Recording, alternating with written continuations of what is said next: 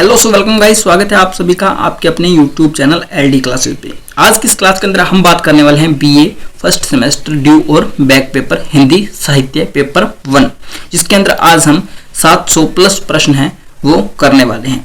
अगर उससे पहले आपने हमारा यूट्यूब चैनल सब्सक्राइब नहीं किया है तो चैनल को सब्सक्राइब कर लें, बेल आइकन को प्रेस कर लें ताकि आने वाली हर वीडियो की जो नोटिफिकेशन है वो आपको सबसे पहले मिल सके।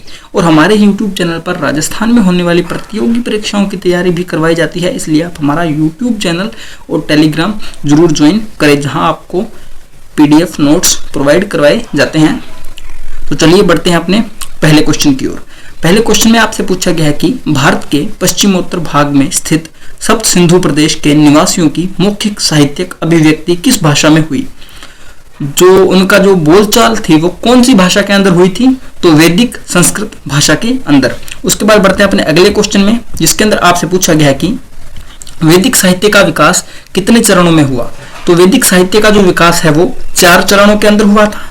उसके बाद बढ़ते हैं अपने अगले क्वेश्चन में, उसके अंदर पूछा गया कि निम्नलिखित में से वैदिक साहित्य के विकास के चरणों में शामिल नहीं है। तो महाभारत है ये वैदिक साहित्य के विकास के चरणों में शामिल नहीं है। उसके बाद बढ़ते हैं अपने अगले क्वेश्चन में, जिसके अंदर इस क्वेश्चन के अंदर मिस प्रिंट है इसलिए हम इस क्वेश्चन को छोड़ देते हैं। उसके बाद बढ़ते हैं अपने अगले क्वेश्चन की ओर, जिसमें आपसे पूछा गया है कि वैदिक साहित्य में ऋत्विज्ञ का अर्थ है। तो ऋत्विज्ञ का क्या अर्थ होता है, वैदिक यज्ञ को संपन्न कराने वाला। उसके बाद बढ़ते हैं अपने अगले क्वेश्चन की ओर, जिसके अंदर आपसे पूछा गया है कि वैदिक यज्ञों को संपन्न कराने वाले ऋत्विज्ञ में शामिल नहीं है। तो वेदज्ञ है वो शामिल नहीं है। उसके बाद आता है हमारा अगला क्वेश्चन, जिसके अंदर आपसे पूछा गया है होता ऋत्विज्ञ का कार्य था। तो होता ऋत्विज्ञ का क्या कार्य था, यज्ञों में देवताओं का आह्वान करना। उसके बाद बढ़ते हैं अपने अगले क्वेश्चन में, जिसके अंदर आपसे पूछा गया कि यज्ञों को विधि पूर्वक संपन्न कराने वाले ऋत्विज्ञ कहलाते थे। तो क्या कहलाते थे, अधर्व्यु कहलाते थे। उसके बाद बढ़ते हैं अपने अगले क्वेश्चन में, जिसके अंदर आपसे पूछा गया कि यज्ञ में वैदिक रचनाओं का स्वर गान करने वाले कहलाते थे। तो जो रचनाओं का जो स्वर गान करते हैं, गान कौन करता है, उद्गाता, और गाने से क्या हो जाएगा, गान करने वाला। तो उद्गाता है वो करता था। उसके बाद बढ़ते हैं अपने अगले क्वेश्चन में, जिसके अंदर पूछा गया कि ब्रह्मा ऋत्विज्ञ का क्या अर्थ था। तो यज्ञ का संपूर्ण निरीक्षण करना ताकि कोई त्रुटि नहीं हो जाए। कहा जाता है कि संपूर्ण जो सृष्टि है उसको ब्रह्मा जी रचित करते हैं। तो ब्रह्मा ऋत्विज्ञ का क्या अर्थ था कि निरीक्षण करना ताकि कोई त्रुटि न रह जाए। उसके बाद आते हैं अपने अगले क्वेश्चन में, जिसके अंदर आपसे पूछा गया कि ब्राह्मण ग्रंथ से संबंधित है। तो ब्राह्मण ग्रंथ से संबंधित है वेदों में निहित धर्म के सांगोपांग विवेचन से। उसके बाद बढ़ते हैं अपने अगले क्वेश्चन में, जिसके अंदर आपसे पूछा गया कि वैदिक ऋषियों ने वन में एकांत में गहन चिंतन के फलस्वरूप जो ग्रंथ लिखे वे कहलाए। तो वे क्या कहलाए, आरण्यक कहलाए। उसके बाद बढ़ते हैं अपने अगले क्वेश्चन में कि आरण्यकों की विषय वस्तु मूलतः संबंधित है। तो किससे संबंधित है, दर्शन से संबंधित है। उसके बाद आता है अगला क्वेश्चन, जिसके अंदर आपसे पूछा गया कि वैदिक साहित्य का अंतिम भाग किन ग्रंथों को कहा जाता है। तो उपनिषदों को वैदिक साहित्य का अंतिम भाग है कहा जाता है। उसके बाद आता है अगला क्वेश्चन, जिसके अंदर आपसे पूछा गया कि उपनिषदों के विषय में असत्य कथन है। जो उपनिषद जो थे ना, उपनिषदों में जीवन के आनंद की व्याख्या की गई है, यह कथन बिल्कुल गलत है। उसके बाद बढ़ते हैं अपने अगले क्वेश्चन में, जिसके अंदर पूछा गया कि मूल वैदिक साहित्य को समझाने तथा उनका उपयोग बताने के लिए किन ग्रंथों की रचना की गई है। तो वेदांग की रचना की गई है। उसके बाद आता है अगला क्वेश्चन, जिसके अंदर आपसे पूछा गया कि वेदांग कितने हैं। तो वेदांग कितने हैं, 6 हैं वेदांग। वेदांगों की संख्या 6 बताई गई है।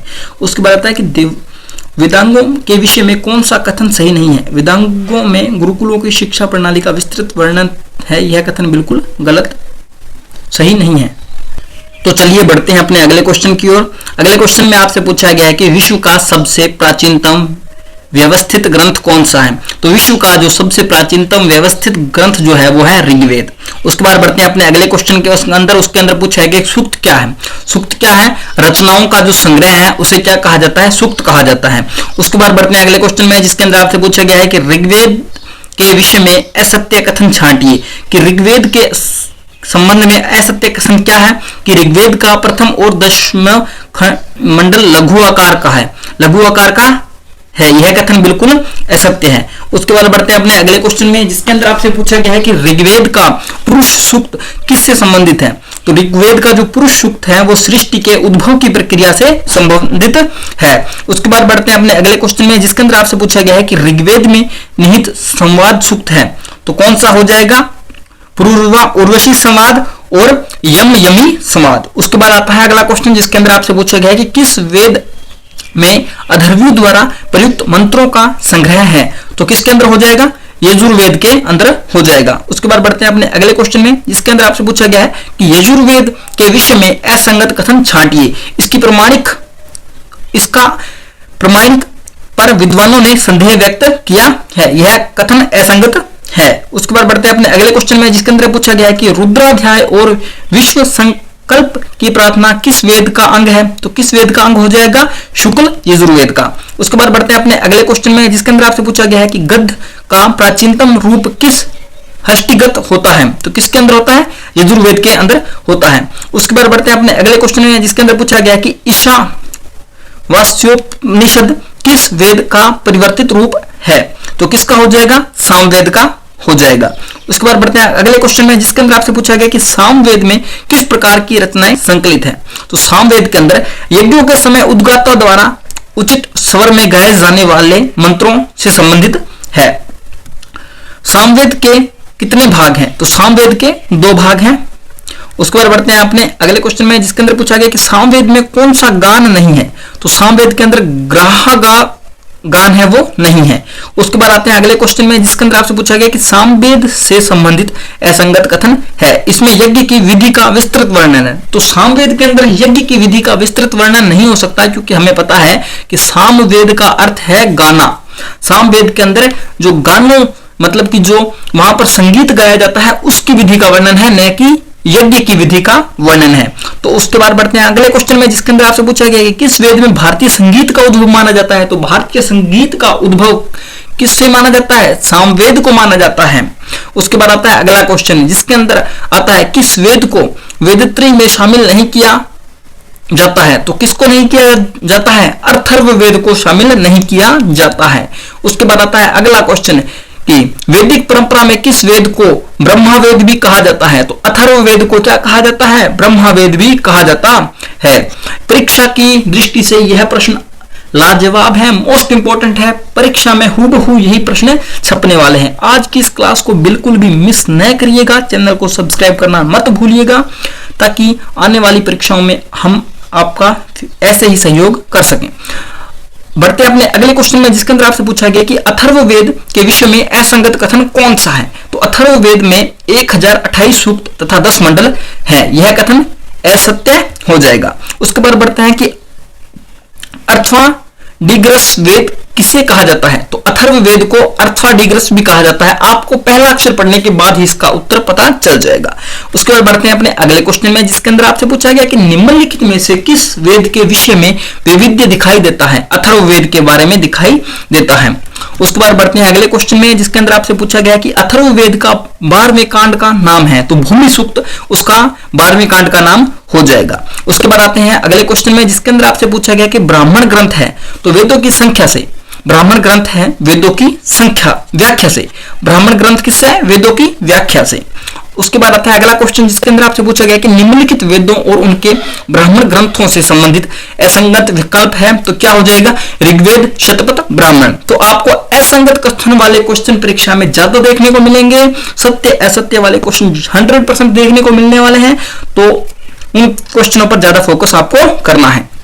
अब बढ़ते हैं अगले क्वेश्चन में जिसके अंदर आपसे पूछा गया कि ऋग्वेद के बाद वैदिक साहित्य का सबसे बड़ा ग्रंथ कौन सा है, तो शतपथ ब्राह्मण है वो ऋग्वेद के बाद वैदिक साहित्य का सबसे बड़ा जो ग्रंथ है वो हो जाएगा। यह क्वेश्चन मोस्ट इंपॉर्टेंट है, इस क्वेश्चन को आप ब्लू टिक करके रख सकते हैं। उसके बाद आता है अगला क्वेश्चन जिसके अंदर आपसे पूछा गया है कि बृहदारण्यक उपनिषद किस ब्राह्मण ग्रंथ का अंतिम भाग है, तो शतपथ ब्राह्मण का अंतिम भाग हो जाएगा। उसके बाद बढ़ते हैं अगले क्वेश्चन में जिसके अंदर आपसे पूछा गया कि ब्राह्मण ग्रंथों की विषय वस्तु से में शामिल है, तो क्या हो जाएगा, उपयुक्त सभी। उपयुक्त सभी में आपका हो जाएगा राजनीतिक, सामाजिक, दार्शनिक, धार्मिक विषय, सृष्टि से संबंधित पौराणिक कथाएं, वर्णाश्रम, धर्म, स्त्री महिला, अतिथि सत्कार, सदाचार, यज्ञ का महत्व, अन्य सांस्कृतिक तत्व, इसके अंदर आपका शामिल हो जाएगा। उसके बाद आते हैं अगले क्वेश्चन में जिसके अंदर पूछा गया कि वर्तमान में कितने आरण्यक उपलब्ध हैं, तो वर्तमान के अंदर 7 आरण्यक हैं वो उपलब्ध हैं। उसके बाद आता है अगला क्वेश्चन जिसके अंदर पूछा गया कि निम्नलिखित में से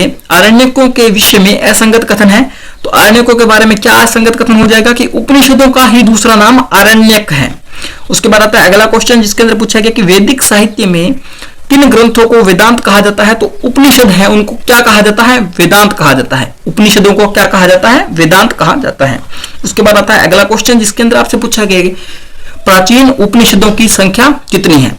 इस क्वेश्चन का उत्तर आपको कमेंट बॉक्स के अंदर देना है ताकि पता चले कि आपने क्लास को देखा है। अपना नाम, अपने जिला जरूर कमेंट करें। आपको इसकी पीडीएफ चाहिए तो आप हमें MSG कर सकते हैं, नीचे स्क्रीन के ऊपर आपको नंबर दिख रहा होगा।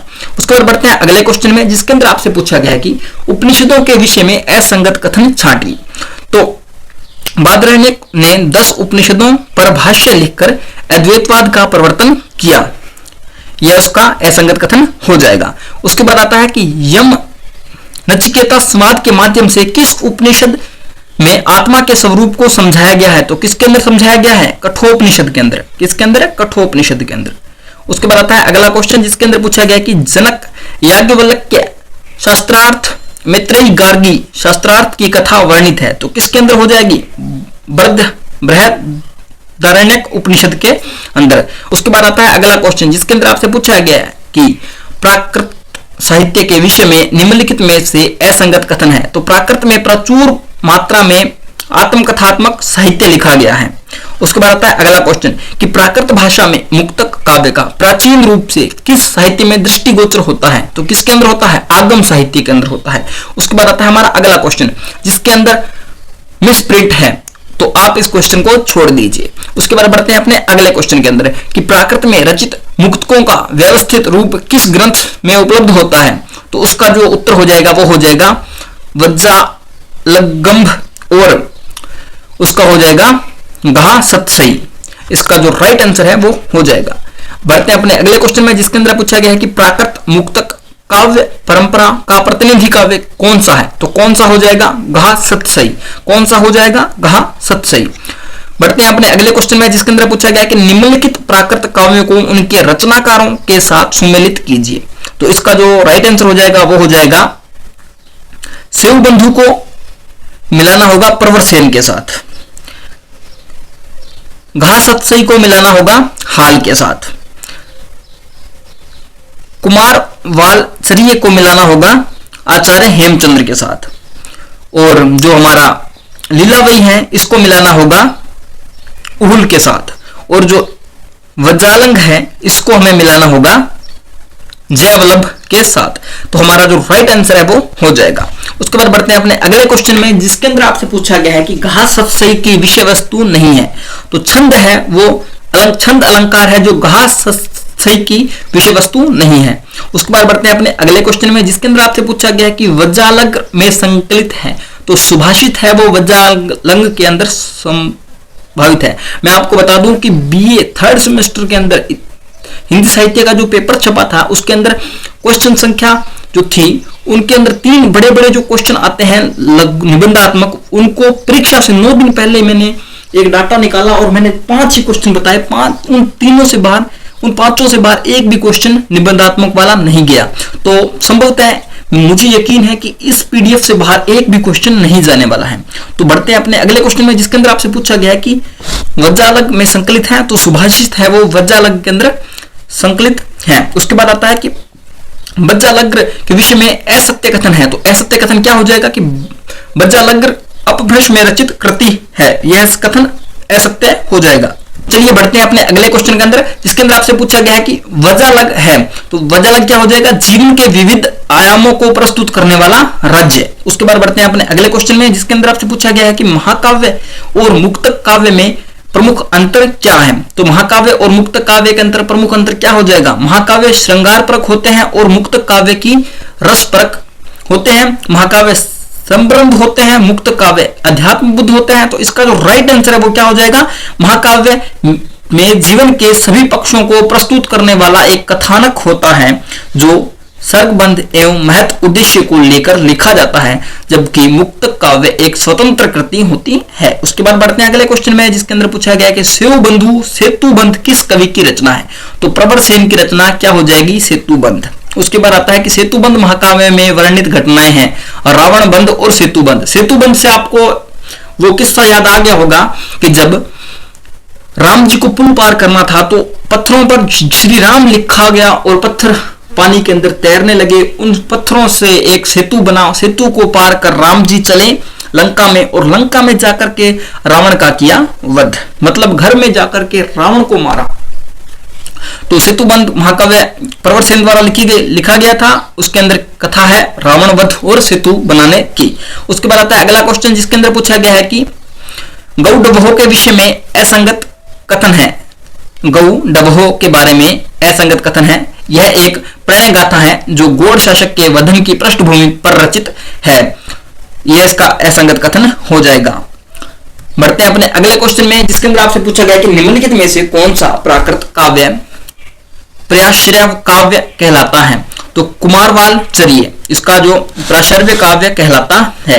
उसके बाद आता है अगला क्वेश्चन जिसके अंदर आपसे पूछा गया है कि कुमारवाल चरिये की कथा वस्तु निम्नलिखित में से किससे संबंधित है। तो किससे संबंधित हो जाएगा, कुमारपाल के चरित्र के माध्यम से प्राकृत व्याकरण के नियमों की व्याख्या से संबंधित हो जाएगा। उसके बाद आता है अगला क्वेश्चन जिसके अंदर आपसे पूछा गया है कि कुमारवाल चरिये में कितने विभाग एवं सर्ग हैं। तो कुमारवाल चरिये में 2 विभाग और 22 सर्ग हो जाएंगे। उसके बाद आता है अगला क्वेश्चन जिसके अंदर आपसे पूछा गया है कि लीलावती महाकाव्य की कथा वस्तु किससे संबंधित है।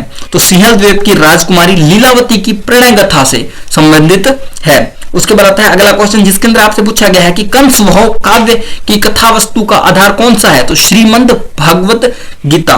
तो श्रीमद् भागवत है वो कथा वस्तु का आधार हो जाएगा। उसके बाद आता है कि कुमार पुत्र चरिये खंड काव्य के रचयिता कौन है। तो इसका जो रचयिता हो जाएगा वो हो जाएगा अनहंत हंस।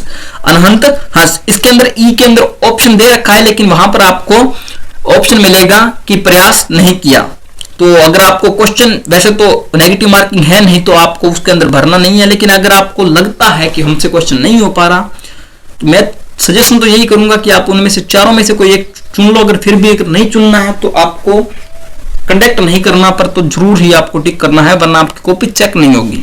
उसके बाद आते हैं अगला क्वेश्चन जिसके अंदर आपसे पूछा गया कि कुमारपुत्र चरिये का मूल कथानक किससे संबंधित है।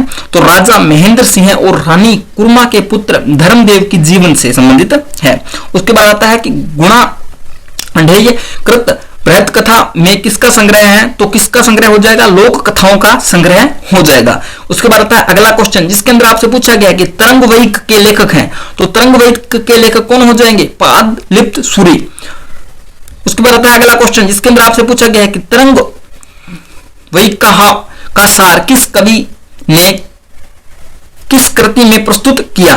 तो किसने किया था, नेमिचंद्र गणित ने तरंग लोला में इसको प्रस्तुत किया था। उसके बाद आता है अगला क्वेश्चन जिसके अंदर आपसे पूछा गया है कि संगदासिनी द्वारा रचित कथा ग्रंथ है।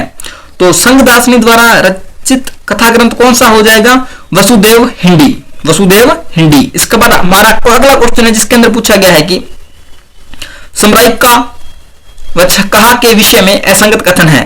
तो इसका मूल आधार श्रृंगार व प्रेम है। इसका जो राइट आंसर हो जाएगा। उसके बाद बढ़ते हैं अगले क्वेश्चन में जिसके अंदर आपसे पूछा गया है कि केवल्यमाला कहां के रचनाकार हैं। तो केवल्यमाला कहां के रचनाकार हैं, उद्योतन शुरू के रचनाकार हैं। उसके बाद आता है अगला क्वेश्चन जिसके अंदर आपसे पूछा गया है कि कुवलमाला कहां के विषय में असंगत कथन है। यह एक महाकाव्य है तो यह इसका असत्य कथन हो जाएगा। उसके बाद बढ़ते हैं अपने अगले क्वेश्चन में जिसके अंदर आपसे पूछा गया है कि कहां कोसपरंग किस प्रकार का ग्रंथ है। तो किस प्रकार का हो जाएगा, कथा ग्रंथ हो जाएगा। उसके बाद आता है अगला क्वेश्चन जिसके अंदर पूछा गया है कि कहां कोसपरंग के रचनाकार हैं। तो कौन हो जाएगा, आचार्य जिनेश्वर सूरी हो जाएगा। उसके बाद आता है अगला क्वेश्चन जिसके अंदर आपसे पूछा गया है कि निम्नलिखित में से कौन सा विकल्प सुमेलित नहीं है। तो कौन सा विकल्प है जो सुमेलित नहीं है,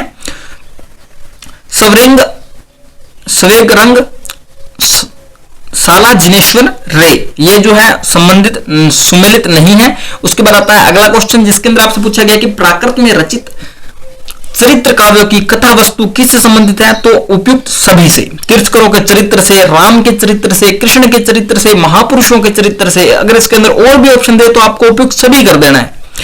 उसके बाद आता है अगला क्वेश्चन जिसके अंदर आपसे पूछा गया कि प्राकृत का आदि चरित्र काव्य किसे कहा जाता है। तो पौमचर्य है उसको चरित्र को इसका आदि चरित्र काव्य कहा जाता है। उसके बाद आता है अगला क्वेश्चन जिसके अंदर आपसे पूछा गया है कि पौम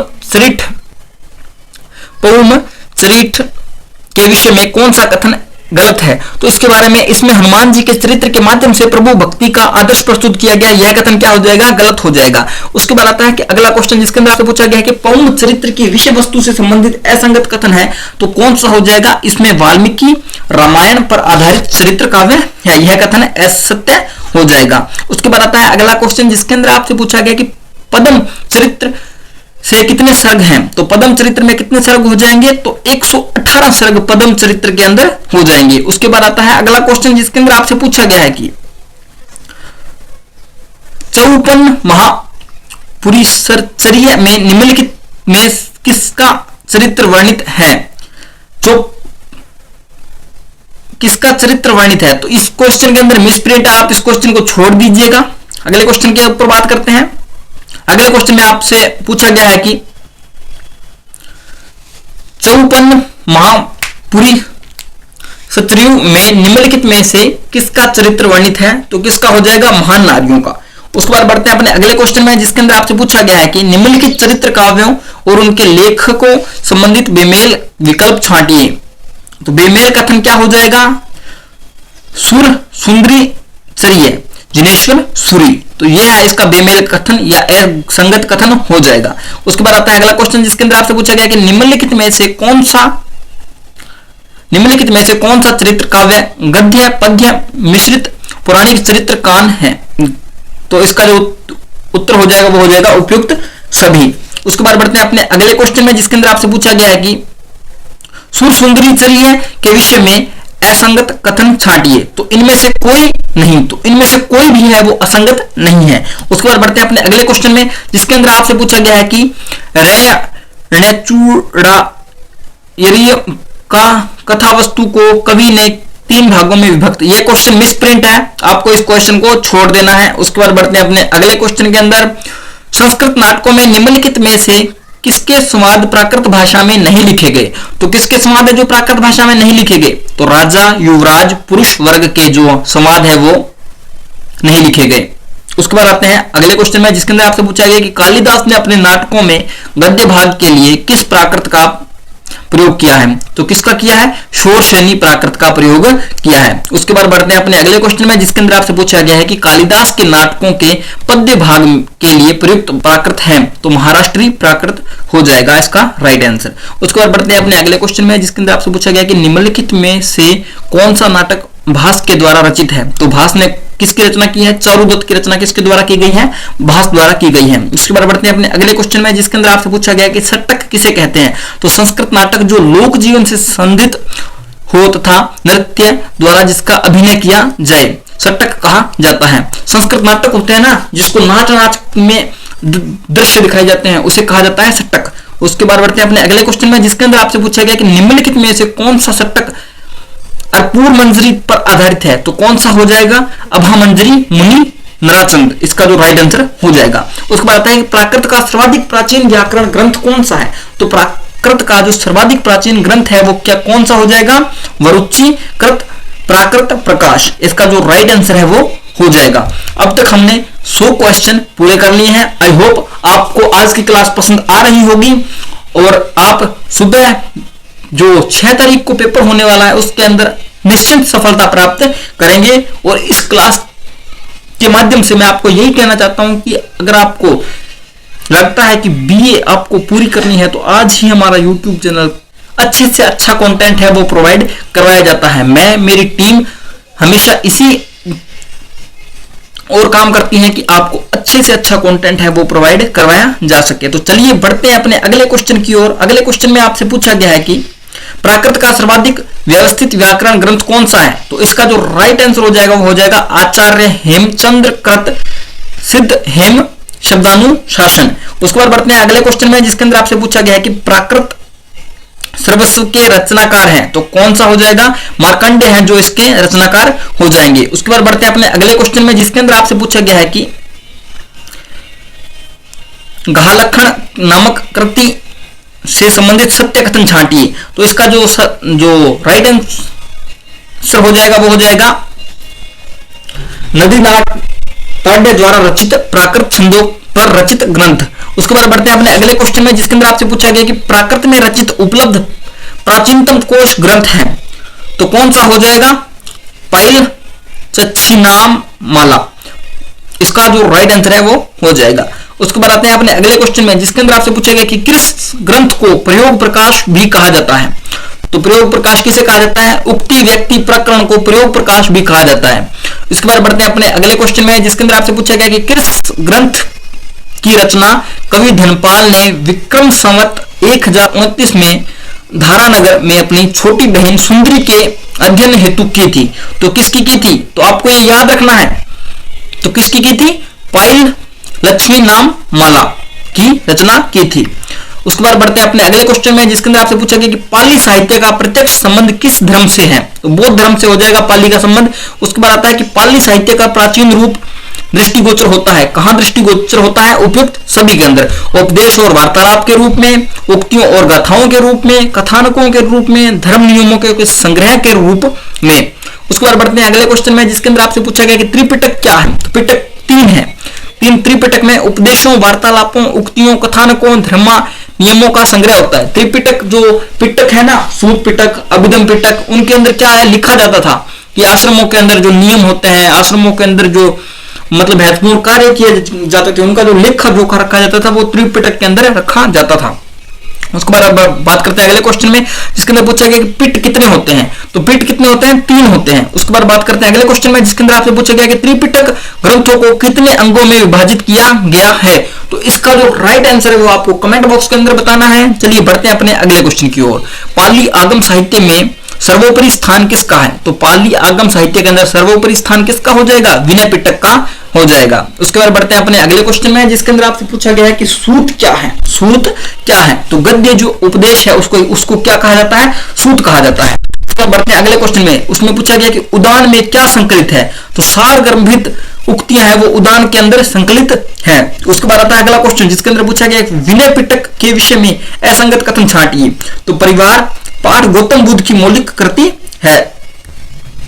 उसके बाद आता है अगला क्वेश्चन, जिसके अंदर पूछा गया कि सूत विभंग के भाग हैं। सूत विभंग के क्या भाग हो जाएंगे? महाविभंग और विविकुलनी विभंग, इसके जो राइट आंसर हो जाएंगे। उसके बाद आता है अगला क्वेश्चन, जिसके अंदर आपसे पूछा गया है कि खंडक कौन से 2 भाग में विभक्त है? तो कौन कौन से हो जाएंगे? महावंग और चूलवंग, इसके जो राइट आंसर हो जाएंगे। उसके बाद आता है अगला क्वेश्चन कि परिवार पाठ के विषय में निम्नलिखित में से कौन सा कथन असत्य है? तो परिवार पाठ के बारे में कौन सा कथन असत्य हो जाएगा? इसमें परिल व्याकरण की विस्तृत चर्चा है, इसका जो राइट आंसर है वो हो जाएगा। उसके बाद बढ़ते हैं अगले क्वेश्चन में, जिसके अंदर पूछा गया कि सूत पिटक के कितने निकाय हैं? तो सूत पिटक के कितने निकाय हैं?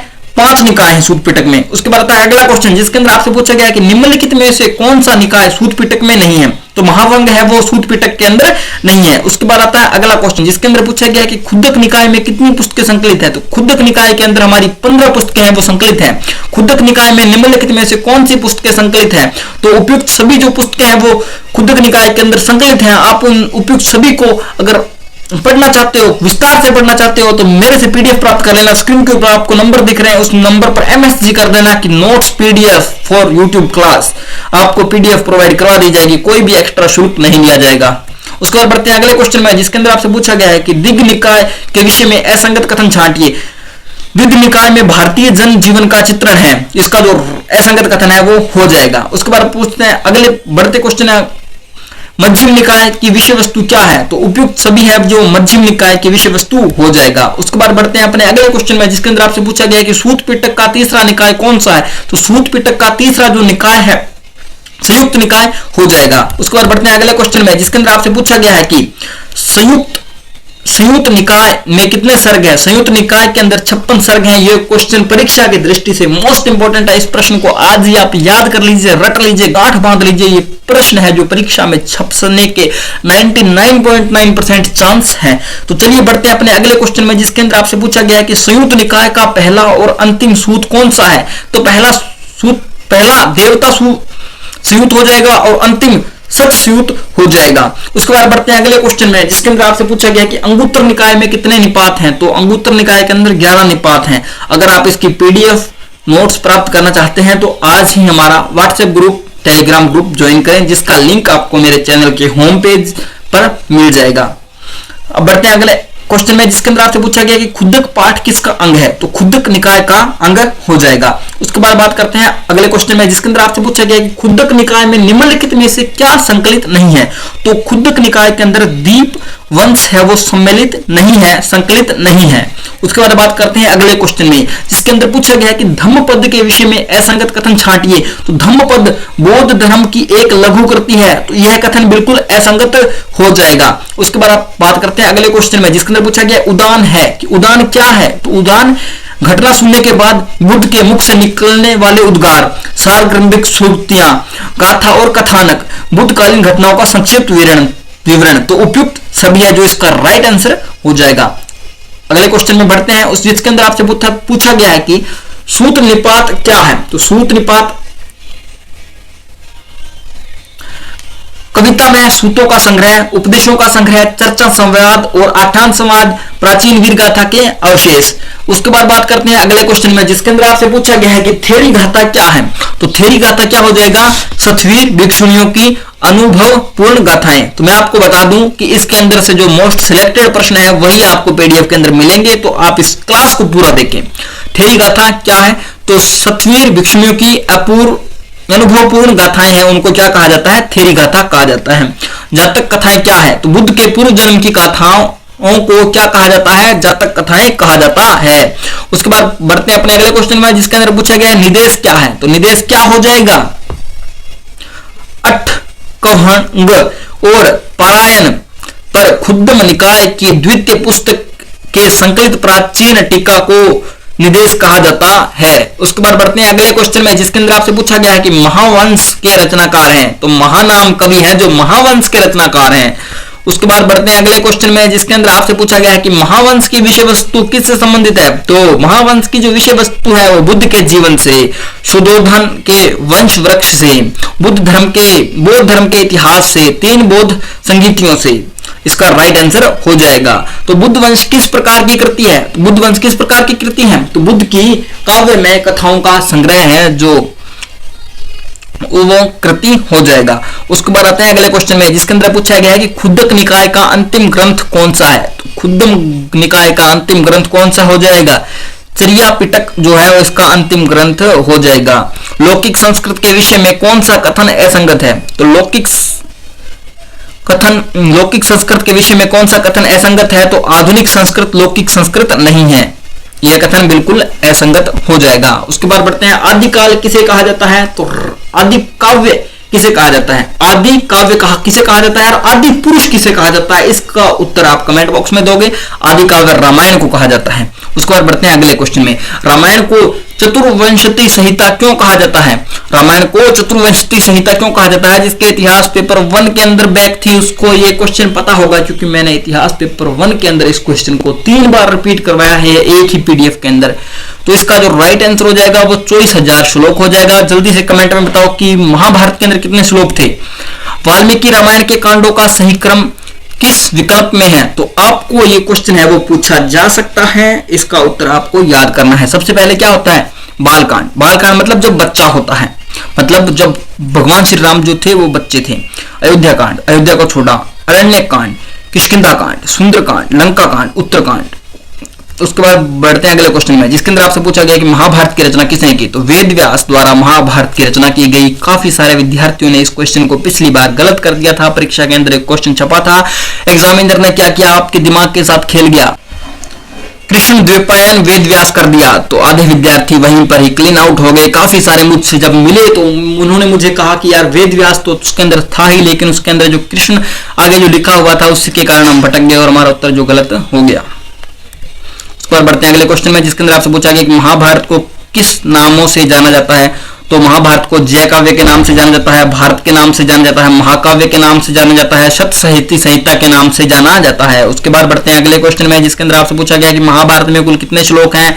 इसका उत्तर मैंने आपको कमेंट बॉक्स में बताने के लिए कहा था, तो महाभारत के अंदर 1 लाख श्लोक हो जाएंगे। प्राचीनतम नाट्यशास्त्र किसने लिखा था, तो प्राचीनतम नाट्यशास्त्र किसने लिखा था, भरत मुनि द्वारा लिखा गया था। पंचम वेद किसे कहा जाता है, तो नाट्यशास्त्र को पंचम वेद कहा जाता है। उसके बाद बात करते हैं अगले क्वेश्चन में जिसके अंदर आपसे पूछा गया कि पतंजलि महाभाष्य में किन 2 नाटकों का उल्लेख है, तो कंस वध और तथा बालीवध का वर्णन है। उसके बाद बात करते हैं कि लौकिक संस्कृत में किस प्रकार की कहानियां लिखी गई है। तो उपयुक्त सभी कहानियां हैं, जो परियों की कहानियां, जंतु कथाएं, उपदेशमयी कहानियां जो है लौकिक संस्कृत के अंदर लिखी गई हैं। उसके बाद बढ़ते हैं अपने अगले क्वेश्चन में, जिसके अंदर पूछा गया कि निम्नलिखित में से कौन सा ग्रंथ प्राचीन काल में ही विदेशी भाषाओं में अनुदित हो गया। तो कौन सा हो गया था? पंचतंत्र हो गया था। उसके बाद बात करते हैं अगले क्वेश्चन में, जिसके अंदर आपसे पूछा गया है कि कलहेलहा व दीननाहा क्या है। तो उसके अंदर पूछा गया है कि पहलवी भाषा में अनुदित पंचतंत्र है, उसको कहा जाता है। उसके बाद बढ़ते हैं अगले क्वेश्चन में, जिसके अंदर आपसे पूछा गया पंचतंत्र को पहलवी भाषा में किसने अनुदित किया। तो हकीम बुर्जोई ने अनुदित किया था। उसके बाद बढ़ते हैं अगले क्वेश्चन में, जिसके अंदर आपसे पूछा गया कि पंचतंत्र में के विषय में असत्य कथन है। तो पंचतंत्र बुद्ध नामक ईसा संत ने पंचतंत्र का पहलवी में अनुवाद किया, तो यह कथन असत्य हो जाएगा। उसके बाद बात करते हैं अगले में क्वेश्चन में, जिसके अंदर आपसे पूछा गया है कि अब्दुल्लाह बिन अल-कुफ़ा ने पंचतंत्र का किस भाषा में अनुवादित किया। तो किस भाषा में किया था? सीरियाई से अरबी भाषा में किया था। उसके बाद बढ़ते हैं अपने अगले क्वेश्चन में, जिसके अंदर आपसे पूछा गया है कि पंचतंत्र का अरबी अनुवाद निम्नलिखित में से किस भाषा में अनुदित नहीं किया गया।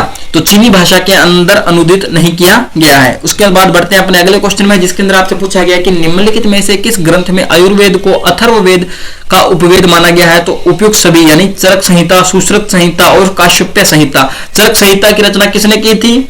महर्षि चरक द्वारा।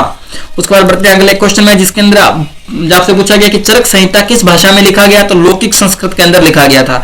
अष्टांग संग्रह नामक चिकित्सा शास्त्र संबंधी ग्रंथ की रचना किसने की थी? तो वांग भट्ट ने की थी। उसके बाद आता है अगला क्वेश्चन, जिसके अंदर आपसे पूछा गया पुराणों के विषय में असंगत कथन छांटिए। पुराणों की रचना वेदों से पूर्व की गई थी, तो यह जो कथन है वो बिल्कुल असंगत या असत्य हो जाएगा। उपांग कितने हैं? उपांग कितने होते हैं? उपांग भी 6 होते हैं। वेदांग कितने हैं? वेदांग भी 6 हैं। उसके बाद बढ़ते हैं अगले क्वेश्चन में, जिसके अंदर आपसे पूछा गया कि निम्नलिखित में से कौन सा ग्रंथ उपांग में शामिल नहीं है। तो महाभारत है वो उपांग में शामिल नहीं है। उसके बाद बात करते हैं अगले क्वेश्चन में, जिसके अंदर आपसे पूछा गया है कि षड दर्शन में शामिल नहीं है। तो बौद्ध दर्शन है वो षड दर्शन के अंदर शामिल नहीं है। उसके बाद बात करते हैं अगले क्वेश्चन में, जिसके अंदर आपसे पूछा गया कौन से दर्शन नास्तिक दर्शन माने गए हैं। जो वेदों को परिणाम नहीं मानते, जो वेदों को जो प्रमाण नहीं मानते ना, उनको नास्तिक दर्शन कहा जाता है, जो भगवान को नहीं मानती। निम्नलिखित में से नास्तिक दर्शन है उपयुक्त सभी, मतलब चार्वाक दर्शन, बौद्ध दर्शन, जैन दर्शन। उसके बाद बढ़ते हैं अगले क्वेश्चन में, जिसके अंदर आपसे पूछा गया है कि आपको मिलान करना है। इसका उत्तर आपको पीडीएफ मिल जाएगी, आप देख लीजिएगा। तो कालिदास कृत, बात करते हैं अगले क्वेश्चन की, जिसके अंदर आपसे पूछा गया है कि कालिदास कृत कुमार संभव महाकाव्य की विषय वस्तु संबंधित है। तो किससे संबंधित हो जाएगी? शिव पार्वती विवाह कार्तिकेय के जन्म से। उसके बाद बढ़ते हैं अगले क्वेश्चन में, जिसके अंदर आपसे पूछा गया है कि कुमार संभव के विषय में असंगत कथन छांटिए। कुमार संभव की भाषा अपभ्रश है। कुमार संभव की भाषा कैसी है? अपभ्रश है। उसके बाद पूछा गया है कि रघुवंश किसकी रचना है। तो कालिदास की जो रचना है वो रघुवंश हो जाएगा। उसके बाद बात करते हैं अगले क्वेश्चन में कि रघुवंश के विषय में असंगत कथन है, इसकी रचना का आधार महाभारत है। यह कथन असत्य हो जाएगा। रघुपति कौन थे? रघुपति राघव राजा राम। उसके बाद बात करते हैं अगले क्वेश्चन में, जिसके अंदर आपसे पूछा गया कि अश्वघोष किस शासक के दरबार में रहते थे। तो अश्वघोष कनिष्क के दरबार में रहते थे। उसके बाद बात करते हैं अगले क्वेश्चन में, जिसके अंदर आपसे पूछा गया कि अश्वघोष के विषय में कौन सा कथन असत्य है। अश्वघोष ने रघुवंश नामक महाकाव्य की रचना की, तो यह कथन हमारा क्या हो जाएगा? असत्य हो जाएगा। उसके बाद बात करते हैं अगले क्वेश्चन की, जिसके अंदर आपसे पूछा गया है कि सौंदर्यनंद के विषय वस्तु से संबंधित उचित कथन छांटिए। तो उपयुक्त सभी है, जो इसका राइट आंसर हो जाएगा। उसके बाद आता है कि कीर्तार्जुनीय महाकाव्य में कितने सर्ग हैं। तो उसके अंदर 18 सर्ग हो जाएंगे। उसके बाद आता है अगला क्वेश्चन कि भट्टी ने रावण वध महाकाव्य की रचना किसके दरबार में रहकर की। तो वल्लभी नगरी के राजा श्रीधर सेन के दरबार में रहकर की। उसके बाद बढ़ते हैं अपने अगले क्वेश्चन में कि भट्टी काव्य की विशेषताएं हैं। तो काव्य के माध्यम से व्याकरण सिखाना भट्टी काव्य की विशेषता हो जाएगा। उसके बाद आता है अगला क्वेश्चन, जिसके अंदर आपसे पूछा गया है कि रावण वध महाकाव्य में कुल कितने सर्ग हैं। तो 22 सर्ग हो जाएंगे। उसके बाद आता है अगला क्वेश्चन, जिसके अंदर आपसे पूछा गया है कि जानकी हरण महाकाल के रचनाकार कौन है। तो जानकी हरण महाकाल के रचनाकार कौन है? कुमारदास। इसके जो रचनाकार हैं वो कुमारदास हो जाएंगे। उसके बाद बढ़ते हैं अगले क्वेश्चन में, जिसके अंदर आपसे पूछा गया है कि शिशुपाल वध महाकाव्य के विषय में असंगत कथन कौन सा है? तो शिशुपाल वध की रचना भट्टी ने की थी, यह कथन असंगत हो जाएगा।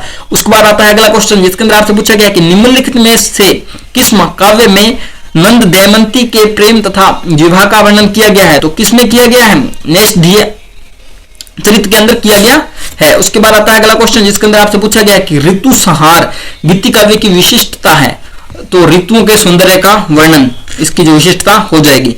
अगला क्वेश्चन आता है कि मेघदूत में कुल कितने श्लोक हैं? तो मेघदूत के अंदर कुल 120 श्लोक हैं। उसके बाद आता है अगला क्वेश्चन कि मेघदूत की विषय वस्तु संबंधित है, तो विरही यक्ष की पीड़ा और उसके प्रेम संदेश से संबंधित है। उसके बाद आता है अगला क्वेश्चन, जिसके अंदर आपसे पूछा गया है कि नेषधीय चरित्र में कितने सर्ग हैं? तो नेषधीय चरित्र में कितने सर्ग हैं? 22 सर्ग हैं। उसके बाद आता है अगला क्वेश्चन, जिसके अंदर आपसे पूछा गया कि संस्कृत साहित्य में बृहत्यंत्री में शामिल ग्रंथ है, उपयुक्त सभी जो इसका है राइट आंसर हो जाएगा। उसके बाद आता है अगला क्वेश्चन, जिसके अंदर आपसे पूछा गया कि संस्कृत साहित्य में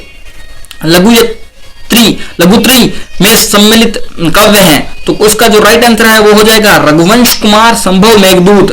उसके बाद आता है अगला क्वेश्चन, जिसके अंदर आपसे पूछा गया है कि निम्नलिखित कवियों को उनके द्वारा रचित काव्यों के साथ सम्मिलित कीजिए, तो जो इसका जो राइट आंसर हो जाएगा वो हो जाएगा रत्नाकर हरविजय, शिवस्वामी कफणाभ्यम दम।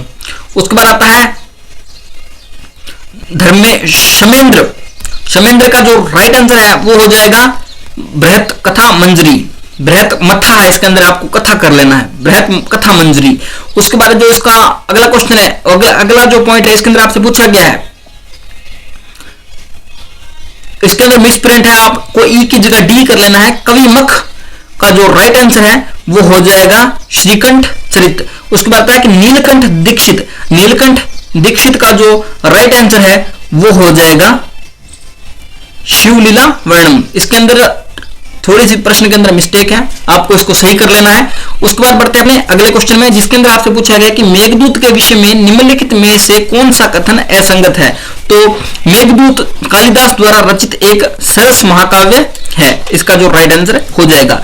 उसके बाद आता है कि कवि जयदेव के विषय में निम्नलिखित में से कौन सा कथन सही है? तो उपयुक्त सभी जो कथन है वो कवि जयदेव के बारे में उचित है। उसके बाद आता है अगला क्वेश्चन कि गीत गोविंद की विषय वस्तु किससे संबंधित है? राधा कृष्ण की प्रेम लीलाओं से। उसके बाद आता है अगला क्वेश्चन जिसके अंदर आपसे पूछा गया है कि चोर पंचाशिका किस प्रकार की कृति है? तो गीति काव्य की प्रकार की कृति है।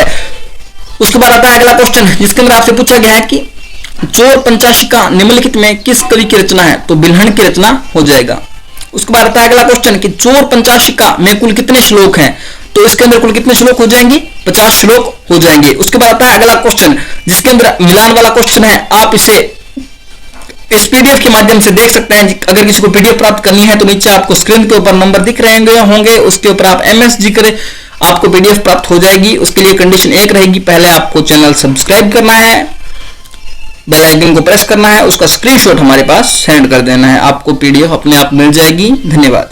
उसके बाद बात करते हैं अगले क्वेश्चन में जिसके अंदर आपसे पूछा गया है कि भामिनी विलास किसकी कृति है? तो भामिनी जो विलाप है वो पंडित राज जगन्नाथ की कृति है। उसके बाद आता है अगला क्वेश्चन जिसके अंदर पूछा गया कि निम्नलिखित में से कौन सी कृति स्तोत्र काव्य नहीं है? तो रामचरित है वो स्तोत्र काव्य नहीं है। उसके बाद आता है कि गंगा लहरी किसके द्वारा रचित कृति है?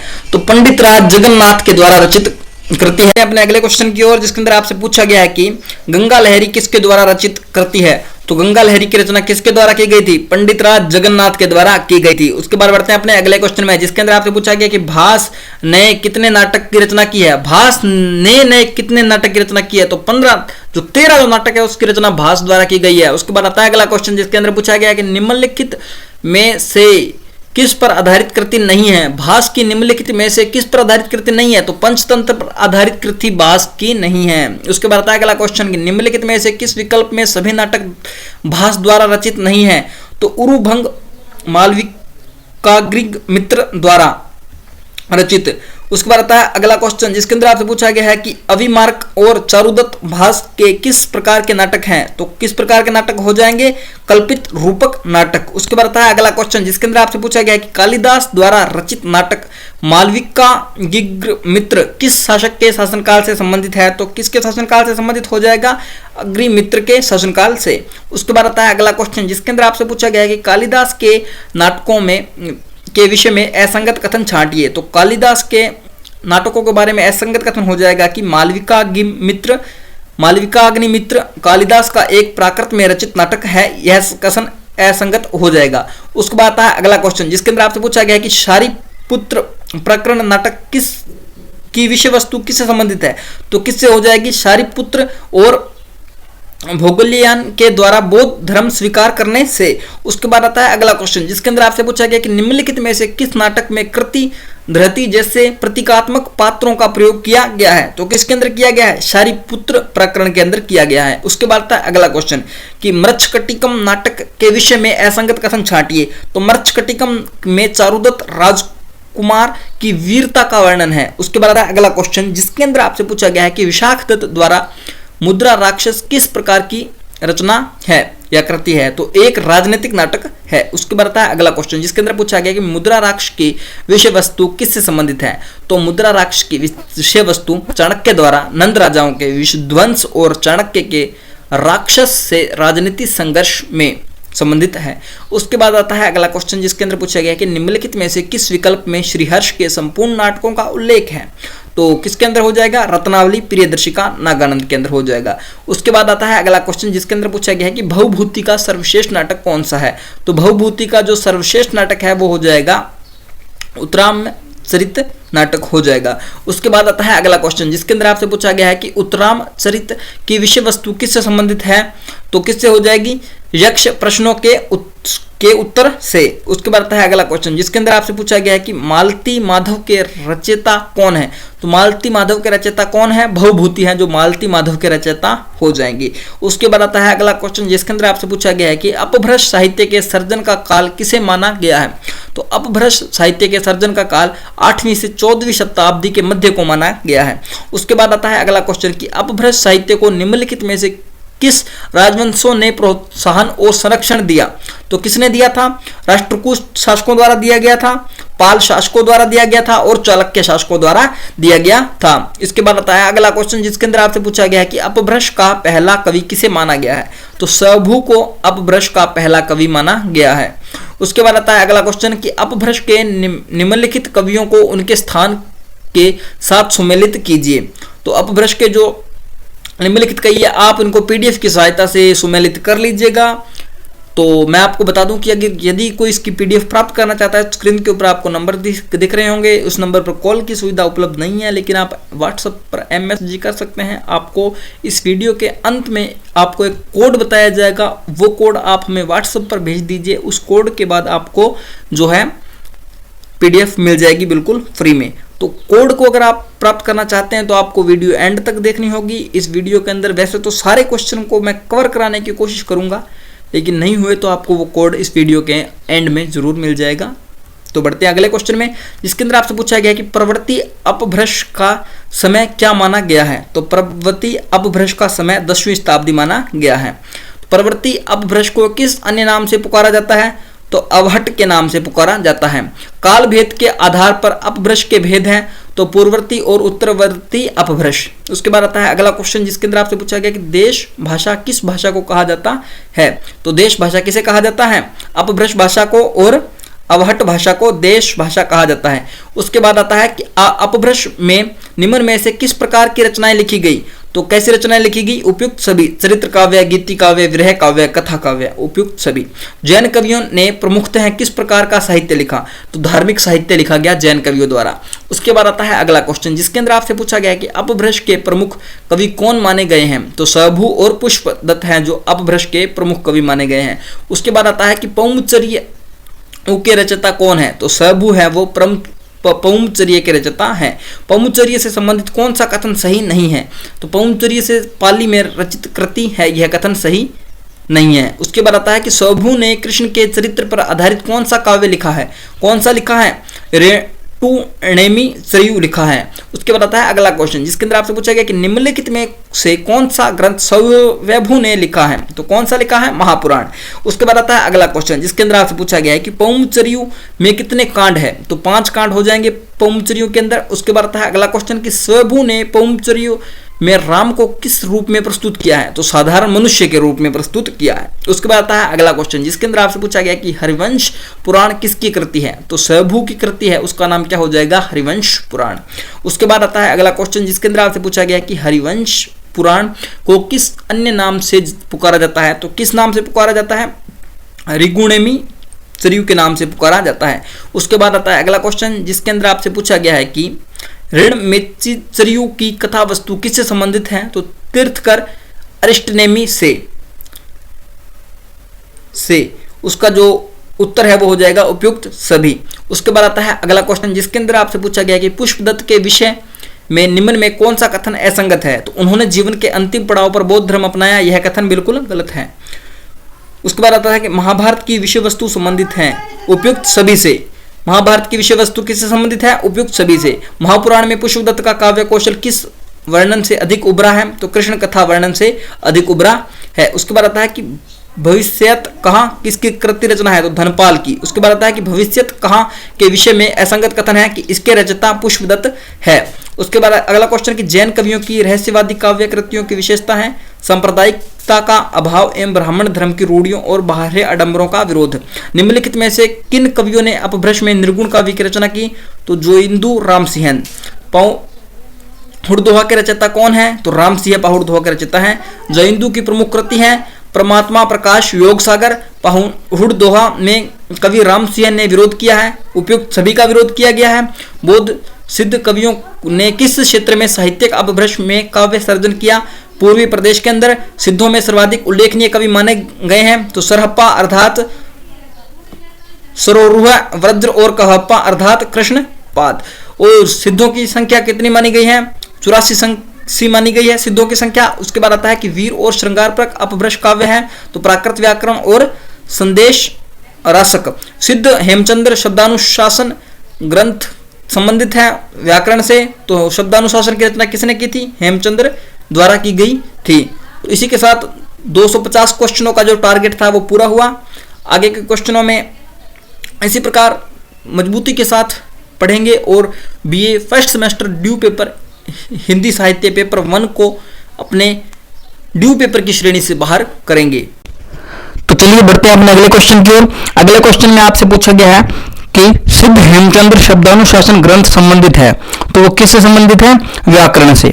उसके बाद आते हैं हमारे अगले क्वेश्चन में, जिसके अंदर आपसे पूछा गया कि संदेश रासक में कुल कितने छंद हैं, तो संदेश जो रासक है उसके अंदर 223 शब्द संकलित हैं। उसके बाद आता है अगला क्वेश्चन, जिसके अंदर आपसे पूछा गया है कि उपदेश रसायन रास नाम चरित काव्य में कितने पद हैं, तो उसके अंदर 80 पद हो जाएंगे। उसके बाद आता है हमारा अगला क्वेश्चन, जिसके अंदर आपसे पूछा गया है कि निम्नलिखित में से कौन सी भाषाएं द्रविड़ परिवार की प्रमुख भाषाएं मानी जाती हैं, कि कौन सी जो भाषाएं हैं वो द्रविड़ परिवार है ना उसकी भाषाएं मानी जाती हैं, तो तमिल, तेलुगु, कन्नड़, मलयालम और भी इसके अंदर कई भाषाएं शामिल हो सकती हैं।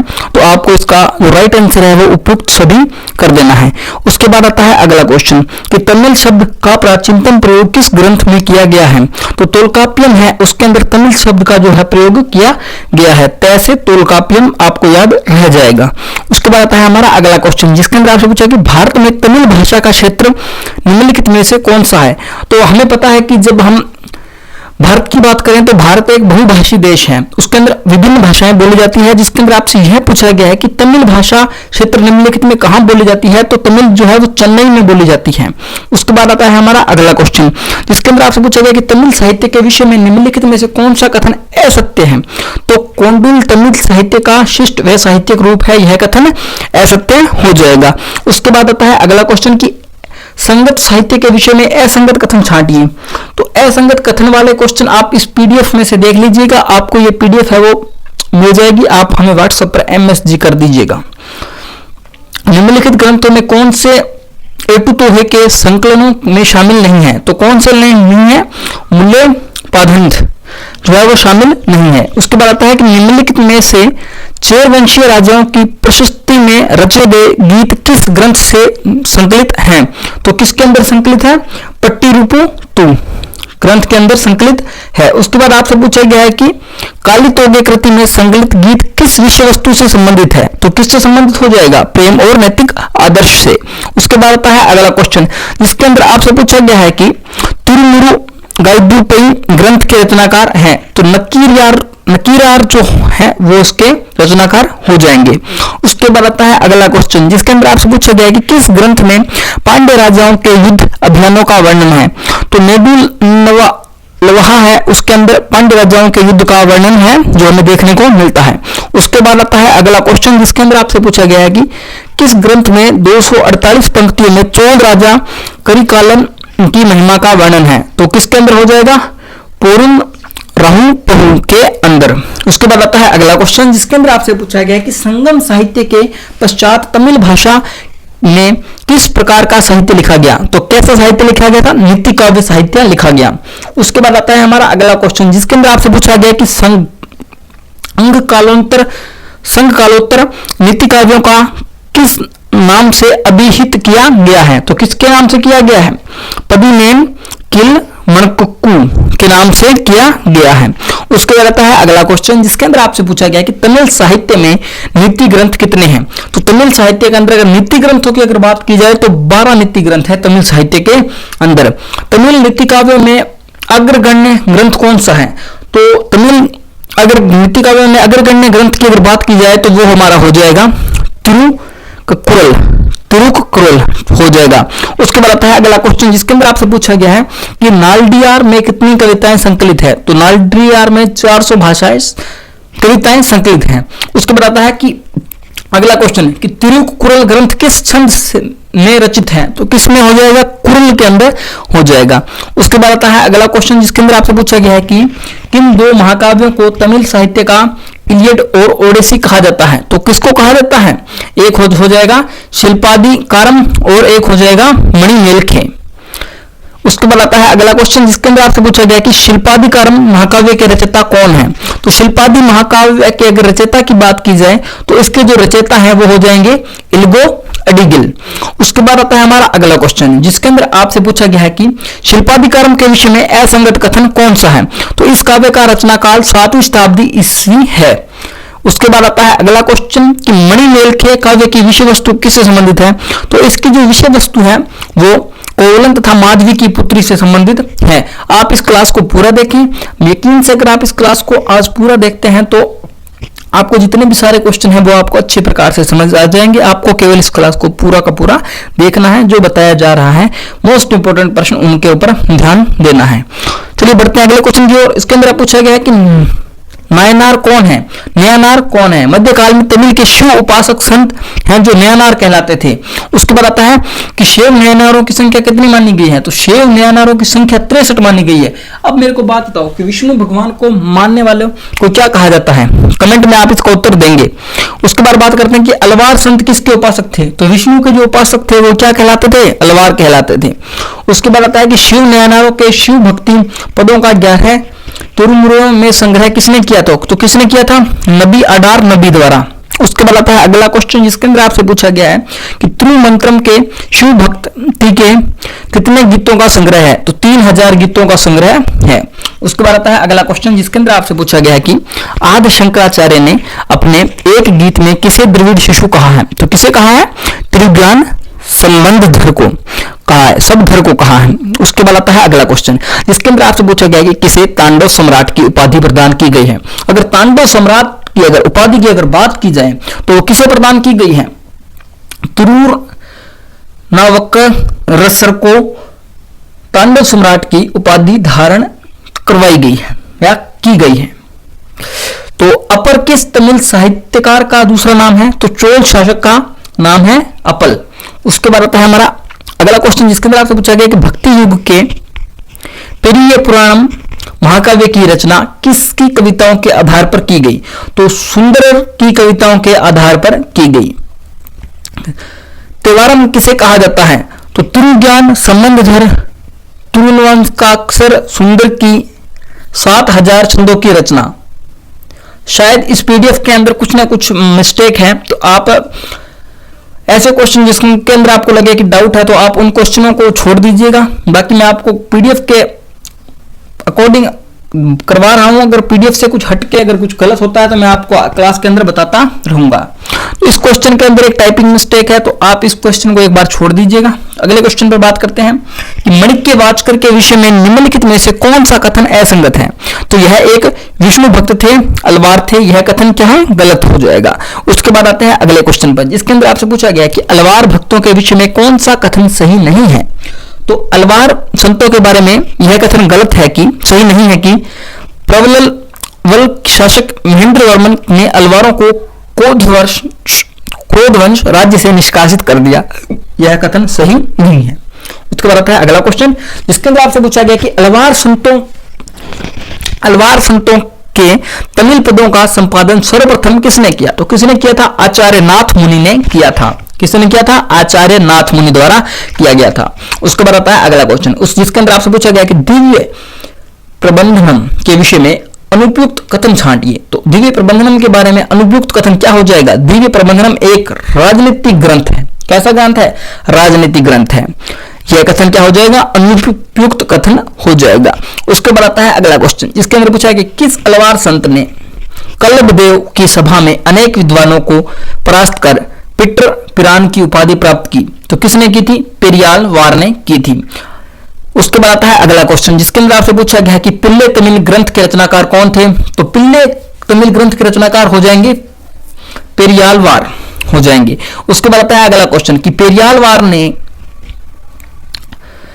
अपने पदों में किसका वर्णन किया है। तो कृष्ण की बाल लीलाओं का वर्णन किया है। उसके बाद आता है कि चोल नाडु के राजा ने किसे तिरुमेंगे प्रदान की प्रदेश का सामंत बनाकर परकाल की उपाधि, तो तिरुमेंगे अलवार को। उसके बाद आता है अगला क्वेश्चन, जिसके अंदर आपसे पूछा गया है कि तिरुमेंगे अलवार के विषय में कौन सा कथन असत्य है। तो असत्य वाले कथन एक बार आप छोड़ दीजिएगा, पीडीएफ बहुत बड़ी है। ऐसे क्वेश्चन अगर करेंगे तो पीडीएफ कंप्लीट होने में काफी समय लग जाएगा। तो पीडीएफ आपको मिल जाएगी नीचे स्क्रीन के ऊपर आपको नंबर दिख रहे हैं, नंबरों पर आपको मैसेज करना है PDF send to class, channel का नाम लिख करके सेंड कर दीजिए, आपके पास पीडीएफ पहुंच जाएगी।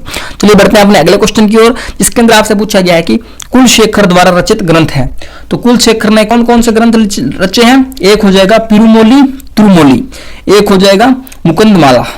उसके बाद आता है अगला क्वेश्चन, जिसके अंदर पूछा गया अंडाल के विषय में असत्य कथन आपको छोड़ देना है। तो चलिए बढ़ते हैं उसके बाद अपने अगले क्वेश्चन में, जिसके अंदर आपसे पूछा गया कि किस ग्रंथ को आंडाल का उपनिषद कहा जाता है। तो किसे कहा जाता है, तिरुहणार्थ को कहा जाता है। उसके बाद आता है अगला क्वेश्चन, जिसके अंदर आपसे पूछा गया है कि नम्मालवार के विषय में असंगत कथन छांटिए। तो नम्मालवार के बारे में असत्य कथन हमारा क्या हो जाएगा कि नम्मालवार एक नायककार संत थे, यह कथन असत्य हो जाएगा। उसके बाद आता है कि निम्नलिखित में से कौन सा ग्रंथ तमिल साहित्य में रचित जैन ग्रंथ नहीं है। तो कौन सा हो जाएगा, पारिपांडल हो जाएगा इसका सही आंसर। इसके बाद आता है कि जीवक चिंतामणि की रचना किसने की। तो जीवक चिंतामणि की अगर रचना की बात की जाए तो किसने की थी, त्रुत कविदेर ने की थी। उसके बाद आता है अगला क्वेश्चन, जिसके अंदर आपसे पूछा गया कि निम्नलिखित में से किस कृति को कंबनकृत रामायणम का आधार माना जाता है। तो किसके को माना जाता है, जीवक चिंतामणि को माना जाता है। उसके बाद आता है हमारा अगला क्वेश्चन, जिस क्वेश्चन में आपसे पूछा गया है ये निम्नलिखित असत्य कथन आ गया, इस क्वेश्चन को हम आप अपनी पीडीएफ में देख लीजिएगा। उसके बाद बढ़ते हैं अपने अगले क्वेश्चन में, जिसके अंदर आपसे पूछा गया है कि तमिल साहित्य में साहित्यिक पुनरुत्थान का समय क्या है। तो साहित्यिक पुनरुत्थान का समय क्या हो जाएगा, 12वीं से 19वीं सदी साहित्यिक पुनरुत्थान का समय हो जाएगा। उसके बाद बढ़ते हैं अपने अगले क्वेश्चन में, जिसके अंदर आपसे पूछा गया कि निम्नलिखित में से किस तमिल विद्वान ने कंबनकृत रामायणम में 7वां कांड जोड़ा है। तो किसने जोड़ा है, उदय कुत्र ने जोड़ा है। तो इसी के साथ हमने 300 प्रश्नों का जो टारगेट है वो पूरा कर लिया है। आई होप आपको आज की क्लास पसंद आ रही होगी। क्लास पसंद आ रही है तो चैनल को सब्सक्राइब करें, बेल आइकन को प्रेस करें, ज्यादा से ज्यादा संख्या में अपने दोस्तों के पास शेयर करें। इसकी पीडीएफ प्राप्त करनी है तो आप हमारे व्हाट्सएप ग्रुप या हमें स्क्रीन पर दिए गए नंबर पर मैसेज कर सकते हैं। उस नंबर पर कॉल की सुविधा उपलब्ध नहीं है तो MSG करके छोड़ दें, जैसे ही हमारी टीम फ्री होगी तो आपको पीडीएफ पहुंचा दी जाएगी। तो बढ़ते हैं अपने अगले क्वेश्चन की ओर।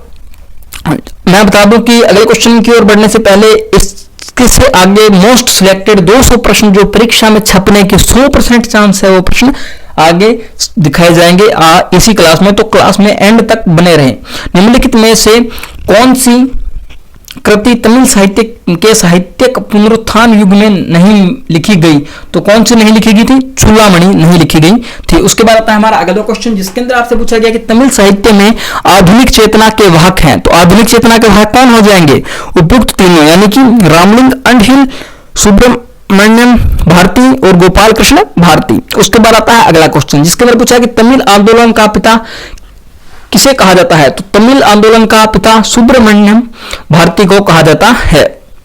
उसके बाद असत्य कथन आ गया, उसे आप अपनी पीडीएफ में देख लीजिएगा। तमिल साहित्य में प्रगतिवाद का पुरोधा किसे माना जाता है?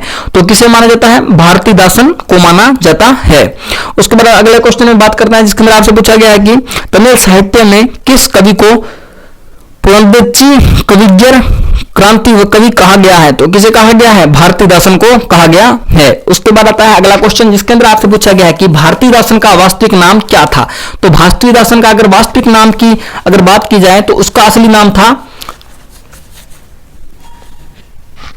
कनंग सुब्बू रत्रिनम। उसके बाद आता है अगला क्वेश्चन, जिसके अंदर आपसे पूछा गया कि निम्नलिखित में से कौन सी कृति भारतीदासन द्वारा रचित है? तो उपयुक्त सभी जो कृतियां हैं वो भारतीदासन द्वारा रचित है। आपको 1 से 2 कृति याद कर लेना है, आपको पूरा का पूरा क्वेश्चन याद हो जाएगा। उसके बाद बढ़ते हैं अगले क्वेश्चन में, इसके अंदर आपसे पूछा गया है कि तमिल साहित्य में उपन्यास का जनक किसे कहा जाता है? आज का मोस्ट इंपॉर्टेंट प्रश्न है कि तमिल साहित्य में उपन्यास का जनक किसे कहा जाता है? तो इसका जो राइट आंसर हो जाएगा वो हो जाएगा वेद नायक पिल्लई को कहा जाता है। उसके बाद बढ़ते हैं अपने अगले क्वेश्चन में, जिसके अंदर आपसे पूछा गया है कि तमिल साहित्य में सुब्रमण्यम भारती का अपूर्ण उपन्यास है। तो चंद्रिके जो है वो क्या हो जाएगा? इसका अपूर्ण उपन्यास हो जाएगा। उसके बाद बढ़ते हैं अपने अगले क्वेश्चन में, जिसके अंदर पूछा गया कि तमिल उपन्यासों में किस युग से नवयुग का प्रारंभ माना जाता है? तो किस युग से माना जाता है? एक कृषक उपन्यास से माना जाता है। उसके बाद आता है हमारे अगले क्वेश्चन में, जिसके अंदर आपसे पूछा गया कि तमिल साहित्य में ऐतिहासिक उपन्यास लेखक का सूत्रपात किसने किया? तो लेखन का सूत्रपात किसने किया था? तो राधा कृष्ण मूर्ति द्वारा किया गया था, या राधा कृष्ण मूर्ति द्वारा किया गया था। उसके बाद बढ़ते हैं अपने अगले क्वेश्चन में, जिसके अंदर पूछा कि कौन सा तमिल साहित्यकार कल्कि उपन्याम से प्रसिद्ध है? किसके नाम से प्रसिद्ध है? कलिक उपन्याम से प्रसिद्ध है। तो कौन प्रसिद्ध है? राधा कृष्ण मूर्ति प्रसिद्ध है। उसके बाद बढ़ते हैं अपने अगले क्वेश्चन में, जिसके अंदर आपसे पूछा गया कि निम्नलिखित में से कौन सा उपन्यास कलिक द्वारा नहीं लिखा गया? तो कौन सा नहीं लिखा गया था? मृत्यु मीनाक्षी नहीं लिखा गया था। उसके बाद आते हैं अपने अगले क्वेश्चन में, जिसके अंदर आपसे पूछा गया है कि कल्कि का राष्ट्रीय पुरस्कार से सम्मानित उपन्यास है। तो कौन सा उपन्यास है जो राष्ट्रीय पुरस्कार से सम्मानित है? वो हो जाएगा अल्ले ओसे उपन्यास। उसके बाद आते हैं अगले क्वेश्चन में, जिसके अंदर आपसे पूछा गया कि तमिल कहानी के प्रवर्तक कौन माने जाते हैं? तो तमिल कहानी के प्रवर्तक कौन माने जाते हैं? ए माधवैया माने जाते हैं। उसके बाद बढ़ते हैं अपने अगले क्वेश्चन में, जिसके अंदर आपसे पूछा गया कि इतिहास के अर्थ के विषय में असंगत कथन है। तो असंगत क्या हो जाएगा? इतिहास का संबंध मुख्यतः वर्तमान से होता है। यह कथन बिल्कुल गलत है, क्योंकि हमें पता है कि इतिहास का संबंध किससे होता है? प्राचीन समय में घटी घटनाओं को इतिहास कहा जाता है। तो बढ़ते हैं अपने अगले क्वेश्चन की ओर, जिसके अंदर आपसे पूछा गया कि भारतीय इतिहास दर्शन किस प्रकार के दृष्टिकोण से प्रभावित होते हैं? तो किस प्रकार के दृष्टिकोण से प्रभावित होते हैं? अध्यात्मवादी और आदर्शपरक दृष्टिकोण से प्रभावित होते हैं। महाभारतकार ने इतिहास को किस रूप में विश्लेषित किया है? तो किस रूप में विश्लेषित किया है? एक ऐसा पूर्ववर्त जिसे धर्म, अर्थ, काम, मोक्ष का उपदेश दिया जा सके के रूप में विश्लेषित किया गया है। उसके बाद बढ़ते हैं अपने अगले क्वेश्चन में, जिसके अंदर आपसे पूछा गया कि पुराणों में इतिहास को किस रूप में स्वीकार किया गया है? तो अगर पुराणों की बात करें तो इतिहास को ऋषि एवं महापुरुषों के चरित्रवान के रूप में प्रस्तुत किया गया है। उसके बाद आता है हमारा अगला क्वेश्चन, जिसके अंदर पूछा गया कि डॉक्टर नगेंद्र ने भारत के प्राचीन इतिहास ग्रंथों में ऐतिहासिकता के सुरक्षित न रह पाने का क्या कारण बताया है? तो क्या कारण बताया है? उपयुक्त दोनों कारणों से ऐतिहासिकता को नष्ट किया गया है, यानी कि पुराणों में चारित्रिक मूल्यों, नैतिक उपदेशों व आध्यात्मिक रूपकों में ऐतिहासिकों को चोट पहुंचाई गई है। पुराण काल के बाद के कलहन और बाण आदि इतिहासकार सत्य के शोध के साथ साथ शिवम और सुंदरम से उसका सामंजस्य स्थापित करने के कारण ऐतिहासिकता को सुरक्षित नहीं रख सके। उसके बाद बात करते हैं अगले क्वेश्चन में, जिसके अंदर आपसे पूछा गया है कि निम्नलिखित में से किस विद्वान ने इतिहास की परिवर्तनशीलता का बहुल बल दिया है। तो किसने बल दिया है? डॉक्टर बुद्धि प्रकाश द्वारा बल दिया गया है। उसके बाद बढ़ते हैं अपने अगले क्वेश्चन में, जिसके अंदर आपसे पूछा गया कि इतिहास के प्रथम व्याख्याता कौन माने गए हैं। तो इतिहास के प्रथम व्याख्याता हेरोडोटस को माना जाता है। इन्हें इतिहास के पिता भी कहा जाता है, इतिहास के जनक भी हेरोडोटस को ही कहा जाता है। तो इसके बारे में अब एक हेरोडोटस ने इतिहास के जो 4 लक्षण निश्चित किए उसमें निम्नलिखित में कौन सा लक्षण शामिल नहीं है। तो कौन सा लक्षण शामिल नहीं है? इतिहास वास्तव में मानवीय संवेदनाओं से जुड़ा होता है। उसके बाद आता है हमारा अगला क्वेश्चन, जिसके अंदर आपसे पूछा गया कि निम्नलिखित में से किस विद्वान ने इतिहास का संबंध अतीत के साथ साथ वर्तमान से भी स्वीकार किया है। तो किसे किया है? विको द्वारा किया गया है। उसके बाद आता है अगला क्वेश्चन, जिसके अंदर आपसे पूछा गया है कि निम्नलिखित में से इतिहास दर्शन के विषय में प्रस्तुत कौन सा मत कालीवुंड से संबंधित है। तो कौन सा कथन हो जाएगा? इतिहास दर्शन का संबंध न तो अपने आप में अतीत से होता है, न ही अतीत के विषय में इतिहासकार के विचारों से, बल्कि उसका संबंध इन दोनों के पारस्परिक संबंध से होता है। उसके बाद आता है हमारा अगला क्वेश्चन, जिसके अंदर आपसे पूछा गया है कि निम्नलिखित में से किस विद्वान ने इतिहास दर्शन के कारण कार्य के संबंध को महत्व दिया है। तो किसने दिया है? हेगेल और E.H. कार द्वारा दिया गया है। उसके बाद आता है अगला क्वेश्चन, जिसके अंदर पूछा गया है कि सृष्टि का बाह्य विकास प्रकृति की आंतरिक विकास प्रक्रिया का प्रतिबिंब मात्र होता है। यह कथन निम्न में से किस विद्वान का है? तो यह कथन किसका है? कांट का है। कांट महोदय ने यह कथन दिया था। उसके बाद आता है अगला क्वेश्चन, जिसके अंदर पूछा गया किस विद्वान ने कहा कि इतिहास की व्याख्या विवेचना द्वंद्वात्मक प्रवृत्ति पर की जानी चाहिए। तो हेगेल द्वारा कहा गया था। उसके बाद आता है कि किस सिद्धांत के सामने आने पर इतिहास को एक नई दृष्टि मिली। तो डार्विन का विकासवादी सिद्धांत के सामने आने पर उसे अपनी विकासवादी नीति सिद्धांत सामने आने पर नई दृष्टि मिली।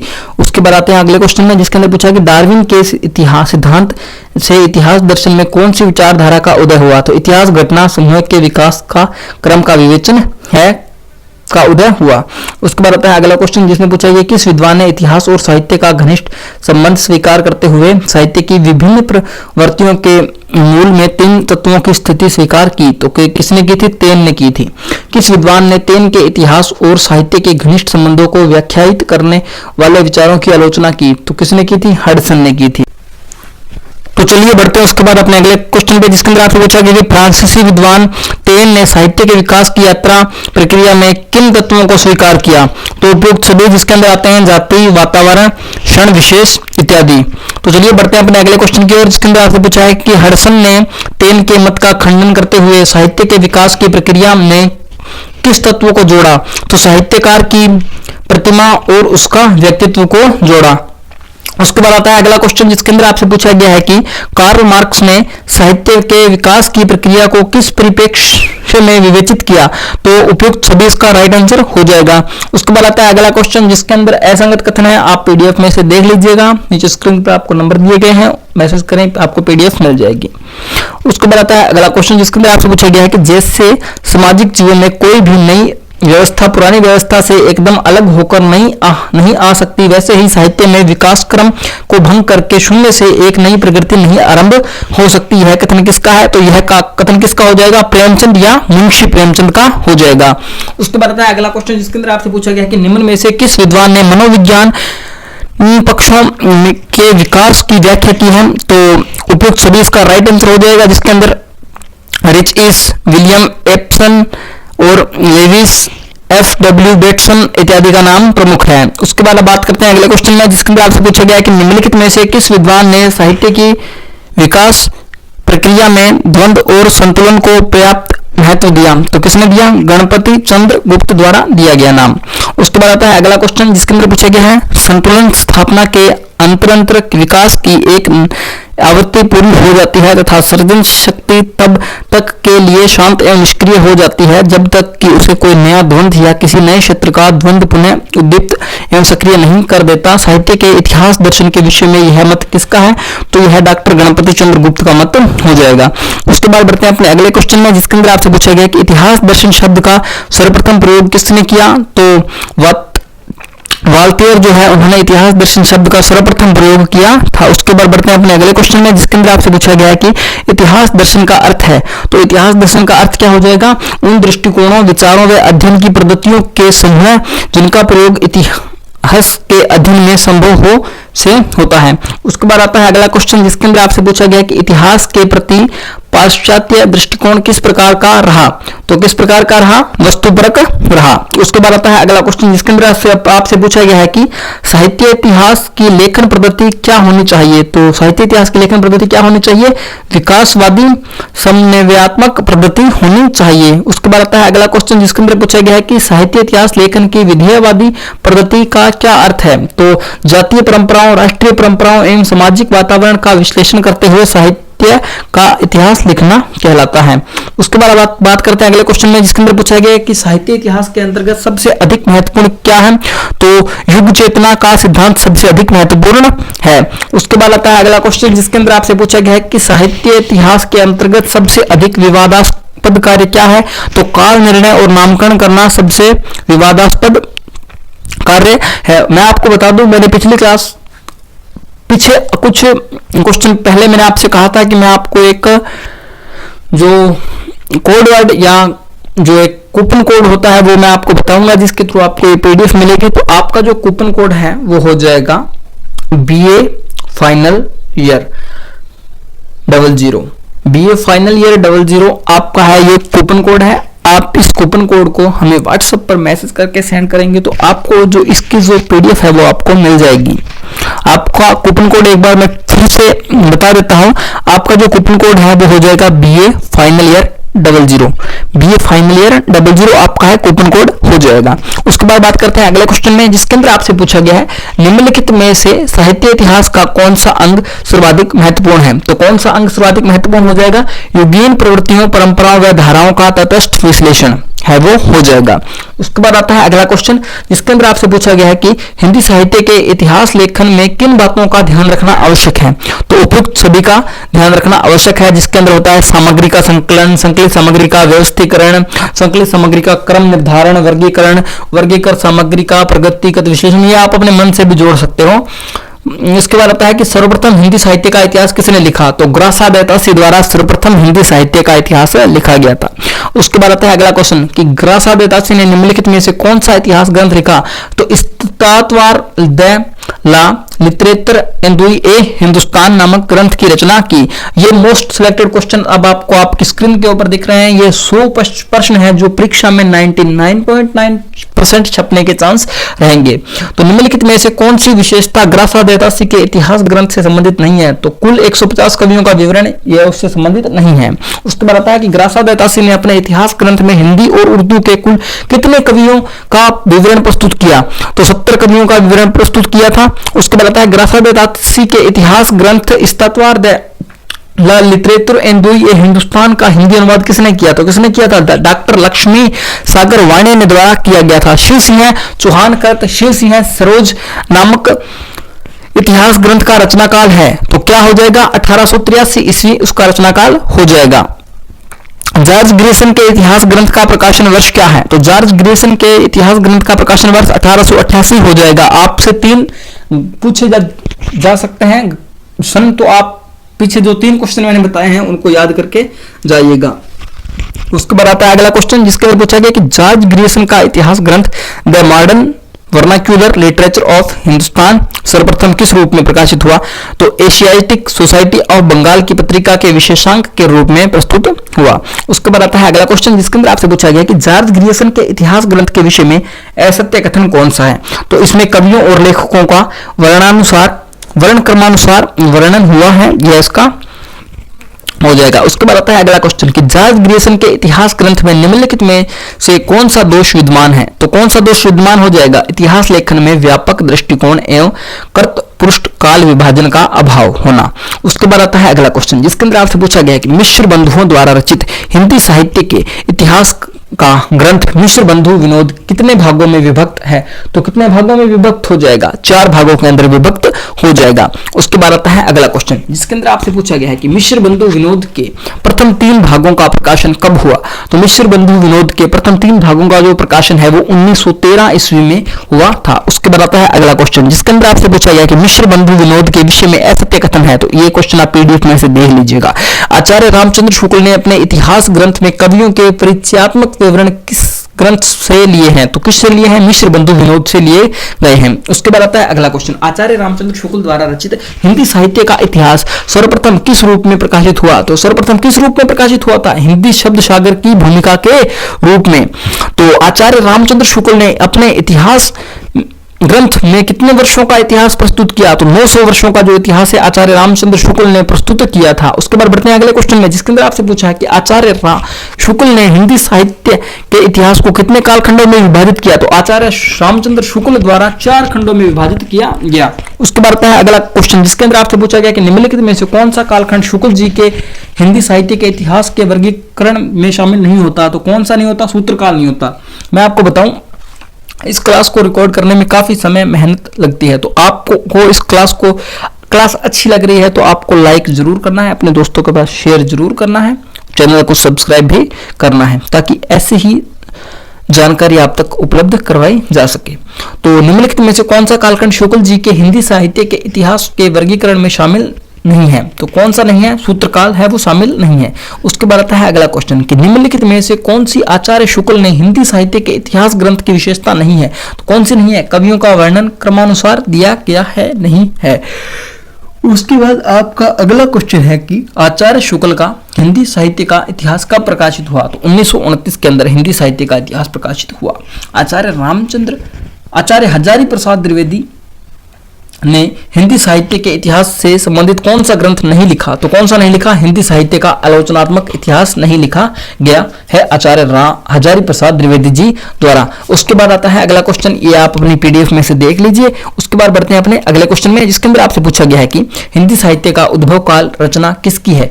तो हिंदी साहित्य का उद्भव काल रचना किसकी हो जाएगी? डॉक्टर वासुदेव सिंह की हो जाएगी। उसके बाद बढ़ते हैं अपने अगले क्वेश्चन में, जिसके अंदर आपसे पूछा गया कि डॉक्टर रामकुमार वर्मा कृत हिंदी साहित्य का आलोचनात्मक इतिहास कब प्रकाशित हुआ? 1938 के अंदर प्रकाशित हुआ। मोस्ट इंपोर्टेंट प्रश्न है, आपको इसको ब्लू टिक कर लेना है। उसके बाद बढ़ते हैं अगले क्वेश्चन में, जिसके अंदर आपसे पूछा गया कि डॉक्टर रामकुमार वर्मा ने हिंदी साहित्य का प्रारंभ कब से माना है? तो 693 ईसा पूर्व से माना है। तो चलिए बढ़ते हैं अपने अगले क्वेश्चन की ओर। अगले क्वेश्चन में आपसे पूछा गया है कि डॉक्टर रामकुमार वर्मा ने हिंदी साहित्य के इतिहास को कितने प्रकरणों के अंदर विभाजित किया है? तो इसका जो राइट आंसर हो जाएगा वो हो जाएगा 7 प्रकरणों के अंदर विभाजित किया गया है। उसके बाद आता है हमारा अगला क्वेश्चन, जिसके अंदर आपसे पूछा गया है कि डॉक्टर रामकुमार वर्मा ने 693 ईस्वी से 943 ईस्वी के मध्य के समय को क्या कहकर पुकारा? तो उसको क्या कहा? संधिकाल कहा। उसके बाद बात करते हैं अगले क्वेश्चन में, जिसके अंदर आपसे पूछा गया है कि डॉक्टर रामकुमार वर्मा ने हिंदी का पहला कवि किसे माना है? तो डॉक्टर रामकुमार वर्मा द्वारा स्वयंभू को हिंदी का पहला कवि माना गया है। उसके बाद बात करते हैं अगले क्वेश्चन में, जिसके अंदर पूछा गया कि लक्ष्मी सागर वार्षण्यकृत आधुनिक हिंदी साहित्य का विकास ग्रंथ में किस कालखंड का विवेचन किया गया है? तो भौगोलिक स्थितियों व अंग्रेजी सभ्यता के प्रभाव का विश्लेषण इसके अंदर किया गया है। उसके बाद आता है कि श्री कृष्ण लाल कृत आधुनिक हिंदी साहित्य का विकास ग्रंथ में किस कालखंड का विवेचन किया गया है? तो 1900 से लेकर के 1950 का जो कालखंड है उसका विवेचन किया गया है। उसके बाद आता है कि डॉक्टर धीरेन्द्र वर्मा ने हिंदी साहित्य के इतिहास को कितने कालखंडों में विभाजित किया है? तो 3 कालखंडों के अंदर विभाजित किया गया है। उसके बाद आता है अगला क्वेश्चन, जिसके अंदर पूछा गया कि नागरी प्रचारणी सभा ने हिंदी साहित्य का इतिहास कितने खंडों में प्रकाशित किया? तो 16 खंडों के अंदर प्रकाशित किया गया है। यह क्वेश्चन आप स्क्रीनशॉट मार लीजिए, परीक्षा में आपको देखने को यह क्वेश्चन मिल सकता है। उसके बाद बढ़ते हैं अगले क्वेश्चन में, जिसके अंदर पूछा गया कि नागरी प्रचारणी सभा द्वारा प्रकाशित हिंदी साहित्य के इतिहास के विषय में असंगत कथन छांटिए। इसको आप अपने पीडीएफ में से देख लीजिएगा, स्क्रीन के ऊपर आपको नंबर मिल रहे हैं, आपको पीडीएफ मिल जाएगी। निम्नलिखित में से डॉक्टर गणपति चंद्र गुप्त ने किस इतिहास ग्रंथ की रचना की? तो हिंदी साहित्य का वैज्ञानिक इतिहास की रचना की गई। उसके बाद आते हैं अगले क्वेश्चन में, जिसके अंदर आपसे पूछा गया कि हिंदी साहित्य के इतिहास लेखक ने निम्नलिखित में से किस विद्वान ने हिंदी साहित्य के रूपात्मक प्रवृत्त्यात्मक एवं गुणात्मक विकास के सिद्धांत स्थापित किए? तो डॉक्टर गणपति चंद्र गुप्त द्वारा स्थापित किए गए। डॉक्टर गणपति चंद्र गुप्त का इतिहास ग्रंथ कब प्रकाशित हुआ? तो 1965 के अंदर इतिहास ग्रंथ प्रकाशित हुआ। उसके बाद आते हैं अगले क्वेश्चन में, जिसके अंदर आपसे पूछा गया है कि डॉक्टर नगेंद्र के द्वारा संपादित हिंदी साहित्य के इतिहास को कितने खंडों में विभाजित किया गया? तो 4 खंडों के अंदर विभाजित किया गया। उसके बाद बात करते हैं अगले क्वेश्चन में, जिसके अंदर पूछा गया है कि डॉक्टर बच्चन सिंह हिंदी सिंह। उसके बाद अगला क्वेश्चन इसके अंदर मिसप्रिंट है, तो आप इस क्वेश्चन को छोड़ दीजिएगा। बढ़ते हैं अगले क्वेश्चन में, जिसके अंदर पूछा गया कि हिंदी साहित्य सम्मेलन प्रयाग से हिंदी साहित्य का इतिहास कितने खंडों में प्रकाशित हुआ? तो 3 खंडों के अंदर प्रकाशित हुआ। उसके बाद आता है अगला क्वेश्चन, जिसके अंदर आपसे पूछा गया कि हिंदी साहित्य सम्मेलन प्रयाग से प्रकाशित हिंदी साहित्य का इतिहास में निम्न में से किस विद्वान का योगदान नहीं रहा? किसका योगदान नहीं रहा? आचार्य महावीर प्रसाद द्विवेदी का योगदान नहीं रहा। उसके बाद आते हैं अगले क्वेश्चन में, जिसके अंदर आपसे पूछा गया कि डॉक्टर नगेंद्र के कुशल संपादन में निम्न में कौन सा ग्रंथ प्रकाशित हुआ? तो कौन सा ग्रंथ प्रकाशित हुआ था? सी और डी दोनों, यानी कि हिंदी साहित्य का इतिहास और हिंदी वाडम में 20वीं सदी। उसके बाद बढ़ते हैं अगले क्वेश्चन में, जिसके अंदर आपसे पूछा गया कि डॉक्टर नगेंद्र असत्य कथन है, इसको आप छोड़ दीजिए। अगले क्वेश्चन की बात करते हैं, जिसके अंदर पूछा गया कि साहित्य जनता की चित्तवृत्ति का संचित प्रतिबिंब है, यह कथन किसका है? तो रामचंद्र शुक्ल का यह कथन हो जाएगा। उसके बाद बात करते हैं अगले क्वेश्चन की, जिसके अंदर पूछा गया कि हिंदी साहित्य के इतिहास में सर्वप्रथम कालक्रमानुसार वर्णन किसने प्रस्तुत किया? तो किसने किया था? ग्रियर्सन द्वारा प्रस्तुत किया गया था। उसके बाद बढ़ते हैं अपने अगले क्वेश्चन में, जिसके अंदर आपसे पूछा गया कि ग्रासाद तासी ने अपने ग्रंथ में कवियों का वर्णन किस आधार पर किया है? तो वर्ण क्रम के अनुसार किया गया है। उसके बाद बढ़ते हैं अगले क्वेश्चन में, जिसके अंदर आपसे पूछा गया कि हिंदी साहित्य और संवेदना का विकास किसकी रचना है? तो डॉक्टर राम स्वरूप चतुर्वेदी की जो है यह रचना हो जाएगी। उसके बाद आते हैं अगले क्वेश्चन में, जिसके अंदर आपसे पूछा गया कि नागरी प्रचारणी सभा द्वारा प्रकाशित हिंदी साहित्य का बृहद इतिहास के प्रथम भाग का क्या शीर्षक है? तो इसका जो शीर्षक है वो हो जाएगा हिंदी साहित्य की पीठिका। उसके बाद बात करते हैं अगले क्वेश्चन की, जिसके अंदर आपसे पूछा गया कि इतिहास का इतिवृत्तात्मक लेखन जाता है, यह कथन किसका है? तो सबसे पहले मिश्र बंधुओं के विनोद में पाया डॉक्टर राम कुमार वर्मा का यह कथन हो जाएगा। उसके बाद आता है अगला क्वेश्चन कि मैं इस्लाम के महत्व को भूल नहीं रहा हूं, लेकिन जोर देकर कहना चाहता हूं कि अगर इस्लाम ने आया होता तो भी इस साहित्य का रूप बारह आना वैसा ही होता जैसा आज है। यह कथन किसका है? तो यह कथन किसका हो जाएगा? आचार्य हजारी प्रसाद द्विवेदी का यह कथन हो जाएगा। उसके बाद बात करते हैं अगले क्वेश्चन की, जिसके अंदर आपसे पूछा गया है कि केवल अतीत ही वर्तमान को प्रभावित नहीं करता, वर्तमान भी अतीत को प्रभावित करता है। इतिहास लेखन के प्रयोजन के संदर्भ में यह कथन किसका है? तो यह कथन किसका हो जाएगा? टी.एस. इलियट का हो जाएगा यह कथन। उसके बाद आता है अगला क्वेश्चन, जिसके अंदर पूछा गया कि अतीत के किसी भी कथन, तत्व एवं प्रवृत्ति का वर्णन, विवरण, विवेचन और विश्लेषण जो कालक्रम की दृष्टि से किया गया हो वह क्या कहलाता है? इतिहास कहलाता है। प्राचीन घटनाओं का क्रमबद्ध समूह क्या कहलाता है? इतिहास कहलाता है। इतिहास के पिता कौन है? हेरोडोटस है। इतिहास के पिता कौन है? हेरोडोटस है। इतिहास के जनक भी हेरोडोटस को ही कहा जाता है। तो हिंदी भाषा के साहित्य इतिहास के अंतर्गत हिंदी या खड़ी बोली हिंदी को ही विस्तार क्षेत्र मानना किस प्रकार की दृष्टि का सूचक है? तो किस प्रकार की दृष्टि का सूचक है? संकुचित दृष्टि का सूचक है। उसके बाद आता है अगला क्वेश्चन, जिसके अंदर आपसे पूछा गया हिंदी भाषा के साहित्य इतिहास के अंतर्गत उर्दू भाषा के साहित्य को सम्मिलित किया जाना परिचायक है। किसका परिचायक है? विस्तारवादी मत का परिचायक है। उसके बाद आता है अगला क्वेश्चन कि साहित्य के इतिहास लेखन का संश्लिष्ट रूप वह है जिसमें युग चेतना और साहित्य चेतना का समन्वय हो। उसके बाद आता है अगला क्वेश्चन, जिसके अंदर पूछा गया हिंदी साहित्य के बृहद इतिहास लेखन का कार्य कौन सी संस्था द्वारा किया गया है? तो कौन सी संस्था द्वारा किया गया है? काशी नागरी प्रचारणी सभा द्वारा किया गया है।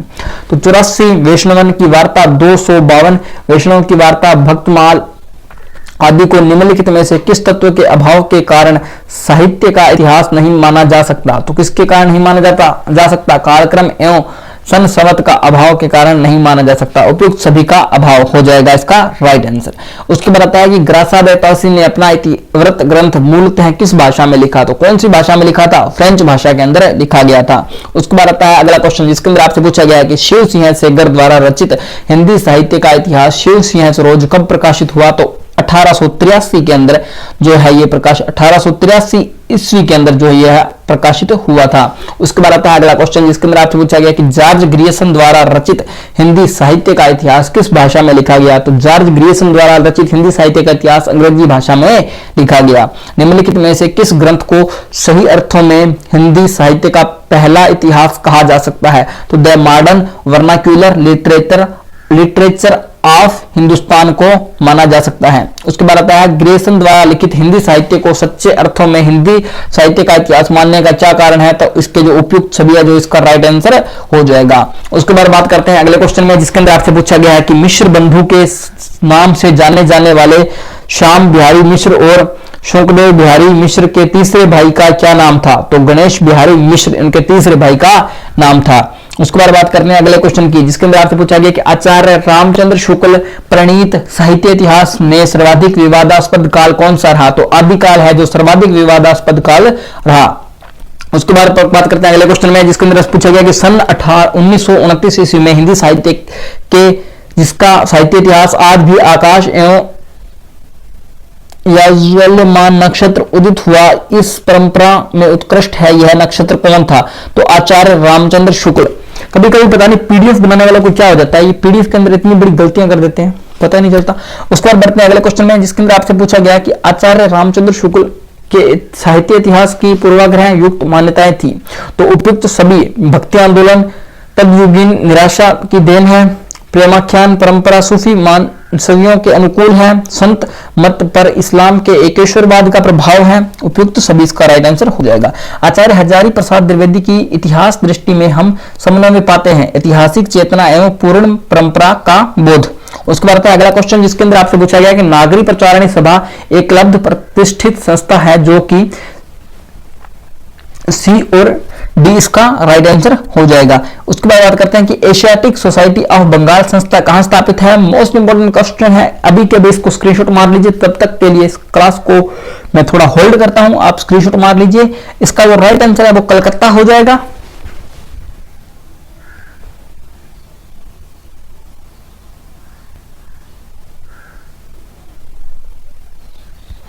उसके बाद बढ़ते हैं अगले क्वेश्चन में, जिसके अंदर आपसे पूछा गया कि जॉर्ज ग्रियर्सन के the modern vernacular literature of Hindustan ग्रंथ का हिंदी अनुवाद किसने किया था। तो महावीर प्रसाद द्विवेदी जी ने किया था इसका हिंदी अनुवाद।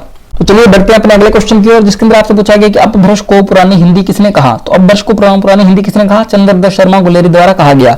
ग्रासा दैतासी के बाद तज़किरा इशू एराई हिंदी साहित्य इतिहास के से संबंधित ग्रंथ किसने लिखा। तो किसने लिखा था, मौलवी करीमुद्दीन द्वारा लिखा गया था। उसके बाद आता है अगला क्वेश्चन, जिसके अंदर पूछा गया कि हिंदी साहित्य के इतिहास की कौन सी समस्या नहीं है। तो रचनाओं को समझने की समस्या नहीं है। निम्नलिखित में से हिंदी साहित्य के काल विभाजन एवं नामकरण का कौन सा आधार स्वीकार नहीं किया गया है। तो जनमत के आधार पर नामकरण स्वीकार नहीं किया गया है। भक्ति काल के नामकरण का क्या आधार है। तो भक्ति काल के नामकरण का आधार हो जाएगा सांस्कृतिक घटना एवं साहित्य इतिहास प्रकृति। उसके बाद बात करते हैं अगले क्वेश्चन में, जिसके अंदर आपसे पूछा गया कि काल विभाजन किस पद्धति के आधार पर किया जाना श्रेष्ठ है। तो काल का जो विभाजन है वो सम्मति पद्धति के आधार पर किया जाना चाहिए, सम्मिलित पद्धति के आधार पर किया जाना चाहिए। डॉक्टर नगेंद्र ने अपने इतिहास ग्रंथ में काल विभाजन के आधार के रूप में किसका समर्थन किया है। तो किसका समर्थन किया है, साहित्यिक प्रवृत्ति और रीति आदर्शों की समानता का प्रवर्तन किया है। उसके बाद डॉक्टर नगेंद्र के ने युगों के नामकरण के लिए अनिवार्य माना है। किसे अनिवार्य माना है, उपयुक्त सभी को अनिवार्य माना है। उसके बाद आता है अगला क्वेश्चन, जिसके अंदर पूछा गया है कि डॉक्टर युगों के सीमांकन के लिए डॉक्टर नगेंद्र ने किस आधार को स्वीकार करने पर बल दिया है। तो मूल प्रवृत्तियों का आरंभ और अवसान को कहा गया है। हिंदी साहित्य के इतिहास का काल विभाजन सर्वप्रथम किसने किया, जॉर्ज ग्रियर्सन द्वारा किया गया। उसके बाद आता है अगला क्वेश्चन, जिसके अंदर आपसे पूछा गया है कि ग्रियर्सन ने हिंदी साहित्य के इतिहास को कितने भागों में विभक्त किया। तो कितने भागों में विभक्त किया, 11 भागों में विभक्त किया गया। उसके बाद आता है अगला क्वेश्चन, जिसके अंदर पूछा गया कि ग्रियर्सन के काल विभाजन की कौन सी विशेषता नहीं है। तो ग्रियर्सन ने आदिकाल के लिए वीरगाथा काल शब्द का प्रयोग किया है। उसके बाद आता है अगला क्वेश्चन, जिसके अंदर आपसे पूछा गया कि ग्रियर्सन के काल विभाजन के किस तत्व का शुक्ल जी ने अपने इतिहास ग्रंथ में प्रेरक रूप में ग्रहण किया है। तो ए और जो सी है, डी और जो सी है, इसका राइट आंसर हो जाएगा। रीति काव्य शब्द का प्रयोग और भक्ति काल की 3 धाराओं का पृथक उल्लेख। उसके बाद आता है अगला क्वेश्चन, जिसके अंदर आपसे पूछा गया कि डॉक्टर रामकुमार वर्मा ने ग्रियर्सन के इतिहास से क्या ग्रहण किया? तो क्या ग्रहण किया था? आदिकाल के लिए चारण काल नाम ग्रहण किया था। उसके बाद आता है अगला क्वेश्चन जिसके अंदर आपसे पूछा गया कि मिश्र बंधुओं ने हिंदी साहित्य के इतिहास को कितने भागों में विभक्त किया? तो कितने भागों में विभक्त किया था? तो 8 भागों के अंदर विभक्त किया गया था। उसके बाद बढ़ते हैं अगले क्वेश्चन में जिसके अंदर आपसे पूछा गया है कि मिश्र बंधुओं का काल विभाजन तथा नामकरण ग्रीसन के काल विभाजन और नामकरण से किस प्रकार भिन्न है? तो इसका जो उत्तर हो जाएगा वो हो जाएगा उपयुक्त सभी। उसके बाद आता है अगला क्वेश्चन जिसके अंदर सत्य कथन है, आप ये पीडीएफ में से देख लीजिएगा।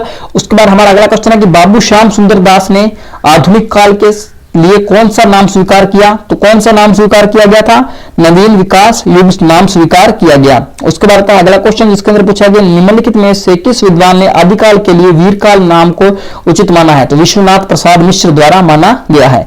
किस विद्वान ने आदिकाल में रचित धार्मिक साहित्य को साहित्यिक क्षेत्रों में समाहित नहीं किया है? तो किसने नहीं किया है? आचार्य रामचंद्र शुक्ला ने नहीं किया है। आचार्य रामचंद्र शुक्ल ने कितने ग्रंथों के आधार पर आदिकाल को वीर गाथा काल कहा है? तो 12 ग्रंथों के आधार पर वीर गाथा काल कहा है। उसके बाद आता है अगला क्वेश्चन जिसके अंदर आपसे पूछा गया है कि हिंदी साहित्य के इतिहास के किन कालखंडों की प्रारंभ सीमा विवाद के घेरे में रही है? तो किसके घेरे में रही है? ए हो जाएगा हमारा आदिकाल और उसके बाद हो जाएगा आधुनिक काल। उसके बाद आता है अगला क्वेश्चन जिसके अंदर आपसे पूछा गया कि निम्नलिखित में से कौन सी काव्यधारा आदिकाल में नहीं थी? तो कौन सी नहीं थी? प्रेम मार्गी काव्यधारा। उसके बाद आता है अगला क्वेश्चन कि आधुनिक काल के लिए परिवर्तन काल और वर्तमान काल शब्दों का प्रयोग किस विद्वान ने किया? तो मिश्र बंधुओं ने किया। उसके बाद आता है अगला क्वेश्चन जिसके अंदर पूछा गया कि आदिकाल की राजनीतिक स्थिति के विषय में असत्य कथन है। तो हर्षवर्धन साम्राज्य का चरमोत्कर्ष है जो इसका उत्तर हो जाएगा। उसके बाद आता है अगला क्वेश्चन जिसके अंदर पूछा गया कि आदिकाल की प्रारंभिक सीमा मानी गई है। तो संवत 1050 उसकी सीमा मानी गई है। 8वीं से 15वीं शताब्दी के मध्य भारत को किस विदेशी आक्रमण का सामना नहीं करना पड़ा? तो पुर्तगाली आक्रमण का सामना है जो नहीं करना पड़ा था। उसके बाद आता है कि राजपूत शासकों ने किस भाषा में काव्य सर्जन को प्रोत्साहित किया? तो अपभ्रंश आदि जन भाषा में प्रोत्साहित किया। उसके बाद आता है अगला क्वेश्चन कि आदिकाल की धार्मिक परिस्थितियों के विषय में कौन सा कथन सही नहीं है? ये आप अपनी पीडीएफ में से देख लीजिएगा। उसके बाद बढ़ते हैं अगले असंगत कथन, इसे छोड़ दीजिए। उसके बाद आता है अगला क्वेश्चन जिसके अंदर बात करते हैं कि आदिकाल के भारतीय संस्कृति किस रूप में विद्यमान थी? तो परंपरागत गौरव से रहित व मुस्लिम संस्कृति के प्रभाव से युक्त रूप से। उसके बाद आता है अगला क्वेश्चन कि आदिकाल में कौन सी साहित्यिक धारा विद्यमान थी? तो सी और डी इसका जो राइट आंसर हो जाएगा वीर गाथा काल का सर्जन, धार्मिक साहित्य का सर्जन। उसके बाद आता है कि आदिकाल की साहित्यिक परिस्थितियों के संबंध में निम्नलिखित में से कौन सा कथन असंगत है? तो कौन सा कथन असंगत हो जाएगा? इसका जो राइट आंसर हो जाएगा इस युग का साहित्यिक अपने समय का सच्चा चित्र प्रस्तुत नहीं करता। उसके बाद आता है अगला क्वेश्चन जिसके अंदर आपसे पूछा गया कि हिंदी साहित्य में प्रथम काल को आदिकाल नाम किसने दिया? तो आचार्य हजारी प्रसाद द्विवेदी जी द्वारा नाम दिया गया।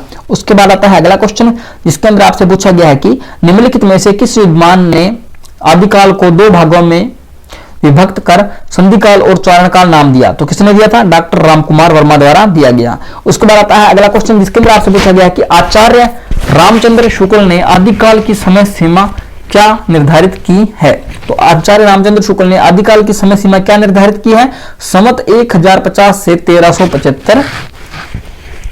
तो मिश्र बंधुओं के अनुसार आदिकाल की समय सीमा क्या मानी गई है? तो संवत 700 से 1444 मानी गई है, 1444 मानी गई है।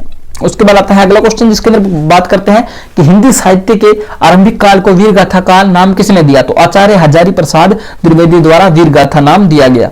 उसके बाद बात करते हैं कि आदिकाल को मिश्र बंधुओं ने क्या नाम दिया? तो मिश्र बंधुओं ने क्या नाम दिया? आदिकाल को प्रारंभिक काल दिया था। क्या नाम दिया था? प्रारंभिक काल दिया था। आदिकाल को बीज वपन काल किसने कहा? तो किसने कहा था बीज वपन काल? महावीर प्रसाद द्विवेदी जी द्वारा कहा गया। उसके बाद बढ़ते हैं अगले क्वेश्चन में जिसके अंदर आपसे पूछा गया हिंदी साहित्य के प्रारंभिक काल को किस विद्वान ने सिद्ध सामंत काल कहा? तो किसने कहा? राहुल सांकृत्यायन द्वारा कहा गया। उसके बाद आता है अगला क्वेश्चन जिसके अंदर पूछा गया हिंदी साहित्य के प्रथम काल को विश्वनाथ प्रसाद मिश्र ने क्या नाम दिया? तो क्या नाम दिया था? वीर काल नाम दिया। उसके बाद आता है अगला क्वेश्चन जिसके अंदर पूछा गया आचार्य रामचंद्र शुक्ल द्वारा आदिकाल को वीर गाथा काल नाम देने के पीछे मुख्य कारण क्या था? तो इसका जो उपयुक्त सभी इसका राइट आंसर हो जाएगा राष्ट्रीय चेतना की प्रबलता, वीर रसात्मक साहित्यिक कृतियों की प्रधानता, वीर नायकों की ऐतिहासिक स्थिति का युग, यह आपको भी पता है, वीर काल। उसके बाद आता है कि डॉक्टर रामकुमार वर्मा ने अपने इतिहास ग्रंथ में प्रारंभिक काल की समय सीमा क्या निर्धारित की है? तो 693 से 1693 ईस्वी माना गया है। उसके बाद आता है कि आचार्य हजारी प्रसाद द्विवेदी ने आदिकाल की समय सीमा क्या मानी है? तो 1000 से 1400 ईस्वी। उसके बाद आता है कि निम्नलिखित में से किस ग्रंथ को आचार्य शुक्ल ने वीरगाथा काल के नामकरण के आधार के रूप में स्वीकार नहीं किया है? तो संदेश राशक को स्वीकार नहीं किया। उसके बाद आता है कि आचार्य शुक्ल ने वीरगाथा काल की कितनी पुस्तकों को प्रमाणिक माना है? तो कितनी पुस्तकों को प्रमाणिक माना है? 12 पुस्तकों को। उसके बाद आता है कि विद्वानों ने आचार्य शुक्ल के द्वारा आदिकाल को दिए गए नामकरण वीरगाथा काल को स्वीकार नहीं किया है, क्योंकि इसका जो राइट आंसर है वो उपयुक्त सभी हो जाएगा। उसके बाद आता है अगला क्वेश्चन, जिसके अंदर बात करते हैं कि किस विद्वान ने स्वयंभू को हिंदी का पहला कवि माना है? तो डॉक्टर रामकुमार वर्मा ने स्वयंभू को हिंदी का पहला कवि माना है। पुष्पदत्त अथवा पुंड को हिंदी का पहला कवि मानने वाले विद्वान कौन थे? तो शिव सिंह सेगर जो थे, उन्होंने पुष्पदत्त तथा पुंड को हिंदी का पहला कवि माना है। उसके बाद बात करते हैं अगले क्वेश्चन में, जिसके अंदर पूछा गया हजारी प्रसाद द्विवेदी के अनुसार हिंदी के पहले कवि थे? तो अब्दुल रहमान जो थे हिंदी के पहले कवि थे। उसके बाद बात करते हैं अगले क्वेश्चन में, जिसके अंदर आपसे पूछा गया कि अब्दुल हसन यमुदुद्दीन खुसरो, इसका जो क्वेश्चन है शायद मिसप्रिंट है, तो इस क्वेश्चन को छोड़ते हैं, कि सहजयान के प्रवर्तक हैं तो सरहप्पा है, जो इसका जो राइट आंसर हो जाएगा। उसके बाद बात करते हैं अगले क्वेश्चन की, जिसके अंदर आपसे पूछा गया कि संदेश राशक के रचयिता हैं। तो संदेश राशक के जो रचयिता है वो कौन है? अब्दुल रहमान है, जो इसका राइट आंसर हो जाएगा। कि आत्मबोध किसकी रचना है? गोरखनाथ की रचना है आत्मबोध। उसके बाद बात करते हैं अगले क्वेश्चन की, जिसके अंदर आपसे पूछा गया कि सिद्ध कवियों द्वारा प्रयुक्त भाषा को कहा जाता है? तो संध्या कहा जाता है। उसके बाद आता है कि बोधगान ओ दोहा का संपादन किसने किया? तो हरप्रसाद शास्त्री द्वारा किया गया। उसके बाद आता है अगला क्वेश्चन, जिसके अंदर आपसे पूछा गया कि आल्हा खंड का दूसरा नाम क्या है? प्रमाल रासो। उसके बाद आता है कि खड़ी बोली हिंदी में सर्वप्रथम रचना करने वाले कवि का नाम है अमीर खुसरो। उसके बाद आता है कि प्रमाल रासो काव्य कृति में के कवि का क्या नाम है? तो जगनिक हो जाएगा इसका राइट आंसर। उसके बाद बढ़ते हैं अगले क्वेश्चन में, जिसके अंदर आपसे पूछा गया है कि आदिकाल में किन ग्रंथों की प्रधानता थी? तो रासो ग्रंथों की प्रधानता थी। उसके बाद अगला क्वेश्चन है कि हालात ए कन्हैया किसकी रचना है? तो अमीर खुसरो की रचना हो जाएगी। उसके बाद बढ़ते हैं अगले क्वेश्चन में, जिसके अंदर आपसे पूछा गया कि राहुल जी ने हिंदी भाषा का प्रथम कवि किसे स्वीकार किया? राहुल जी से मेरा मतलब राहुल गांधी जी से नहीं है, यह राहुल जी कवि से है। तो इसका जो राइट आंसर हो जाएगा वो हो जाएगा सरहप्पा को। उसके बाद आता है कि विश्वदेव रासो में किस प्रकार का काव्य है? तो श्रृंगारिक काव्य विश्वदेव रासो के अंदर लिखा गया। उसके बाद आता है कि जय मयंक जस चंद्रिका के रचयिता का नाम क्या है? तो मधुकर कवि हो जाएगा। इसके बाद आता है अगला क्वेश्चन कि उसके अंदर आपसे पूछा गया है कि भविष्य कहा के रचनाकार हैं? धनपाल इसका राइट आंसर हो जाएगा। श्रृंगार काव्य है विश्वदेव रासो द्वारा रचित। उसके बाद आता है कि निम्नलिखित में से कौन सी रचना पुष्पदत्त की नहीं है? तो पठम चरित जो रचना है वो पुष्पदत्त की नहीं है। उसके बाद आता है अगला क्वेश्चन, जिसके अंदर पूछा गया है कि उपदेश रसायन के रचयिता कौन है? तो जिनदत्त सूरी है, वो इसका राइट आंसर हो जाएगा। उसके बाद बात करते हैं अगले क्वेश्चन की, जिसके अंदर आपसे पूछा गया कि निम्नलिखित में से किस कवि को अपभ्रंश का वाल्मीकि कहा जाता है? तो स्वयंभू को अपभ्रंश का वाल्मीकि कहा जाता है। उसके बाद आता है अगला क्वेश्चन, जिसके अंदर आपसे पूछा गया कि किस कवि को अभिनव जयदेव नाम से जाना जाता है? तो विद्यापति इसका जो राइट आंसर हो जाएगा। उसके बाद आता है अगला क्वेश्चन कि निम्न में से कौन सी रचना व्याकरण ग्रंथ है? तो कौन इसका जो राइट आंसर हो जाएगा वो हो जाएगा उक्ति व्यक्ति प्रकरण। उसके बाद आता है अगला क्वेश्चन, जिसके अंदर आपसे पूछा गया कि प्रबंध चिंतामणि के रचयिता का नाम है? तो मेरुतुंग है जो प्रबंध चिंतामणि के रचयिता हो जाएंगे। उसके बाद आता है अगला क्वेश्चन कि पुरुष परीक्षा किस कवि की रचना है? तो किसकी रचना हो जाएगी? विद्यापति की जो रचना है वो हो जाएगी पुरुष परीक्षा, जो रचना है वो विद्यापति की हो जाएगी। उसके बाद बढ़ते हैं अगले क्वेश्चन में, जिसके अंदर आपसे पूछा गया है कि फारसी का यह कथन किसने कहा हो तो हिंदी में पूछो तब मैं तुम्हें सब था, मैं हिंदी को तृप्ति है, तुम है मुझसे कुछ पूछना कुछ बता दूंगा। शायद मिसप्रिंट है, फिर से एक बार पढ़ते हैं इसको।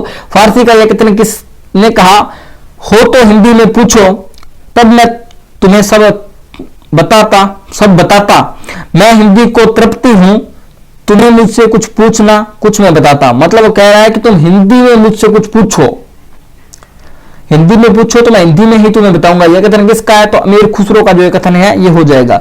उसके बाद अगला क्वेश्चन जिसके अंदर पूछा गया कि हिंदी का प्रथम महाकाव्य कौन सा है, तो हिंदी का प्रथम महाकाव्य कौन सा हो जाएगा, पृथ्वीराज रासो। इसी के साथ हमारे 500 प्रश्नों का जो टारगेट है वो पूरा हुआ। आई होप आपको आज की क्लास पसंद आई होगी। क्लास पसंद आई है तो चैनल को सब्सक्राइब करें, बेल आइकन को प्रेस करें, और इसका जो सेकंड पार्ट है वो आपको ये कहा, जैसे अब सुबह आ गई है तो वो उसका जो सेकंड पार्ट है वो शाम को आ जाएगा, तो उस पार्ट को आप देखना न भूलें, जिसके अंदर आपको 250 प्लस मोस्ट इंपोर्टेंट प्रश्न जो है वो आपको उस क्लास के अंदर मिलने वाले हैं। तो इस क्लास को ज्यादा से ज्यादा अपने दोस्तों के पास शेयर करें, वीडियो को लाइक करें, चैनल को सब्सक्राइब करें, PDF प्राप्त करने के लिए व्हाट्सएप पर MSG करें। धन्यवाद। जय हिंद, जय भारत।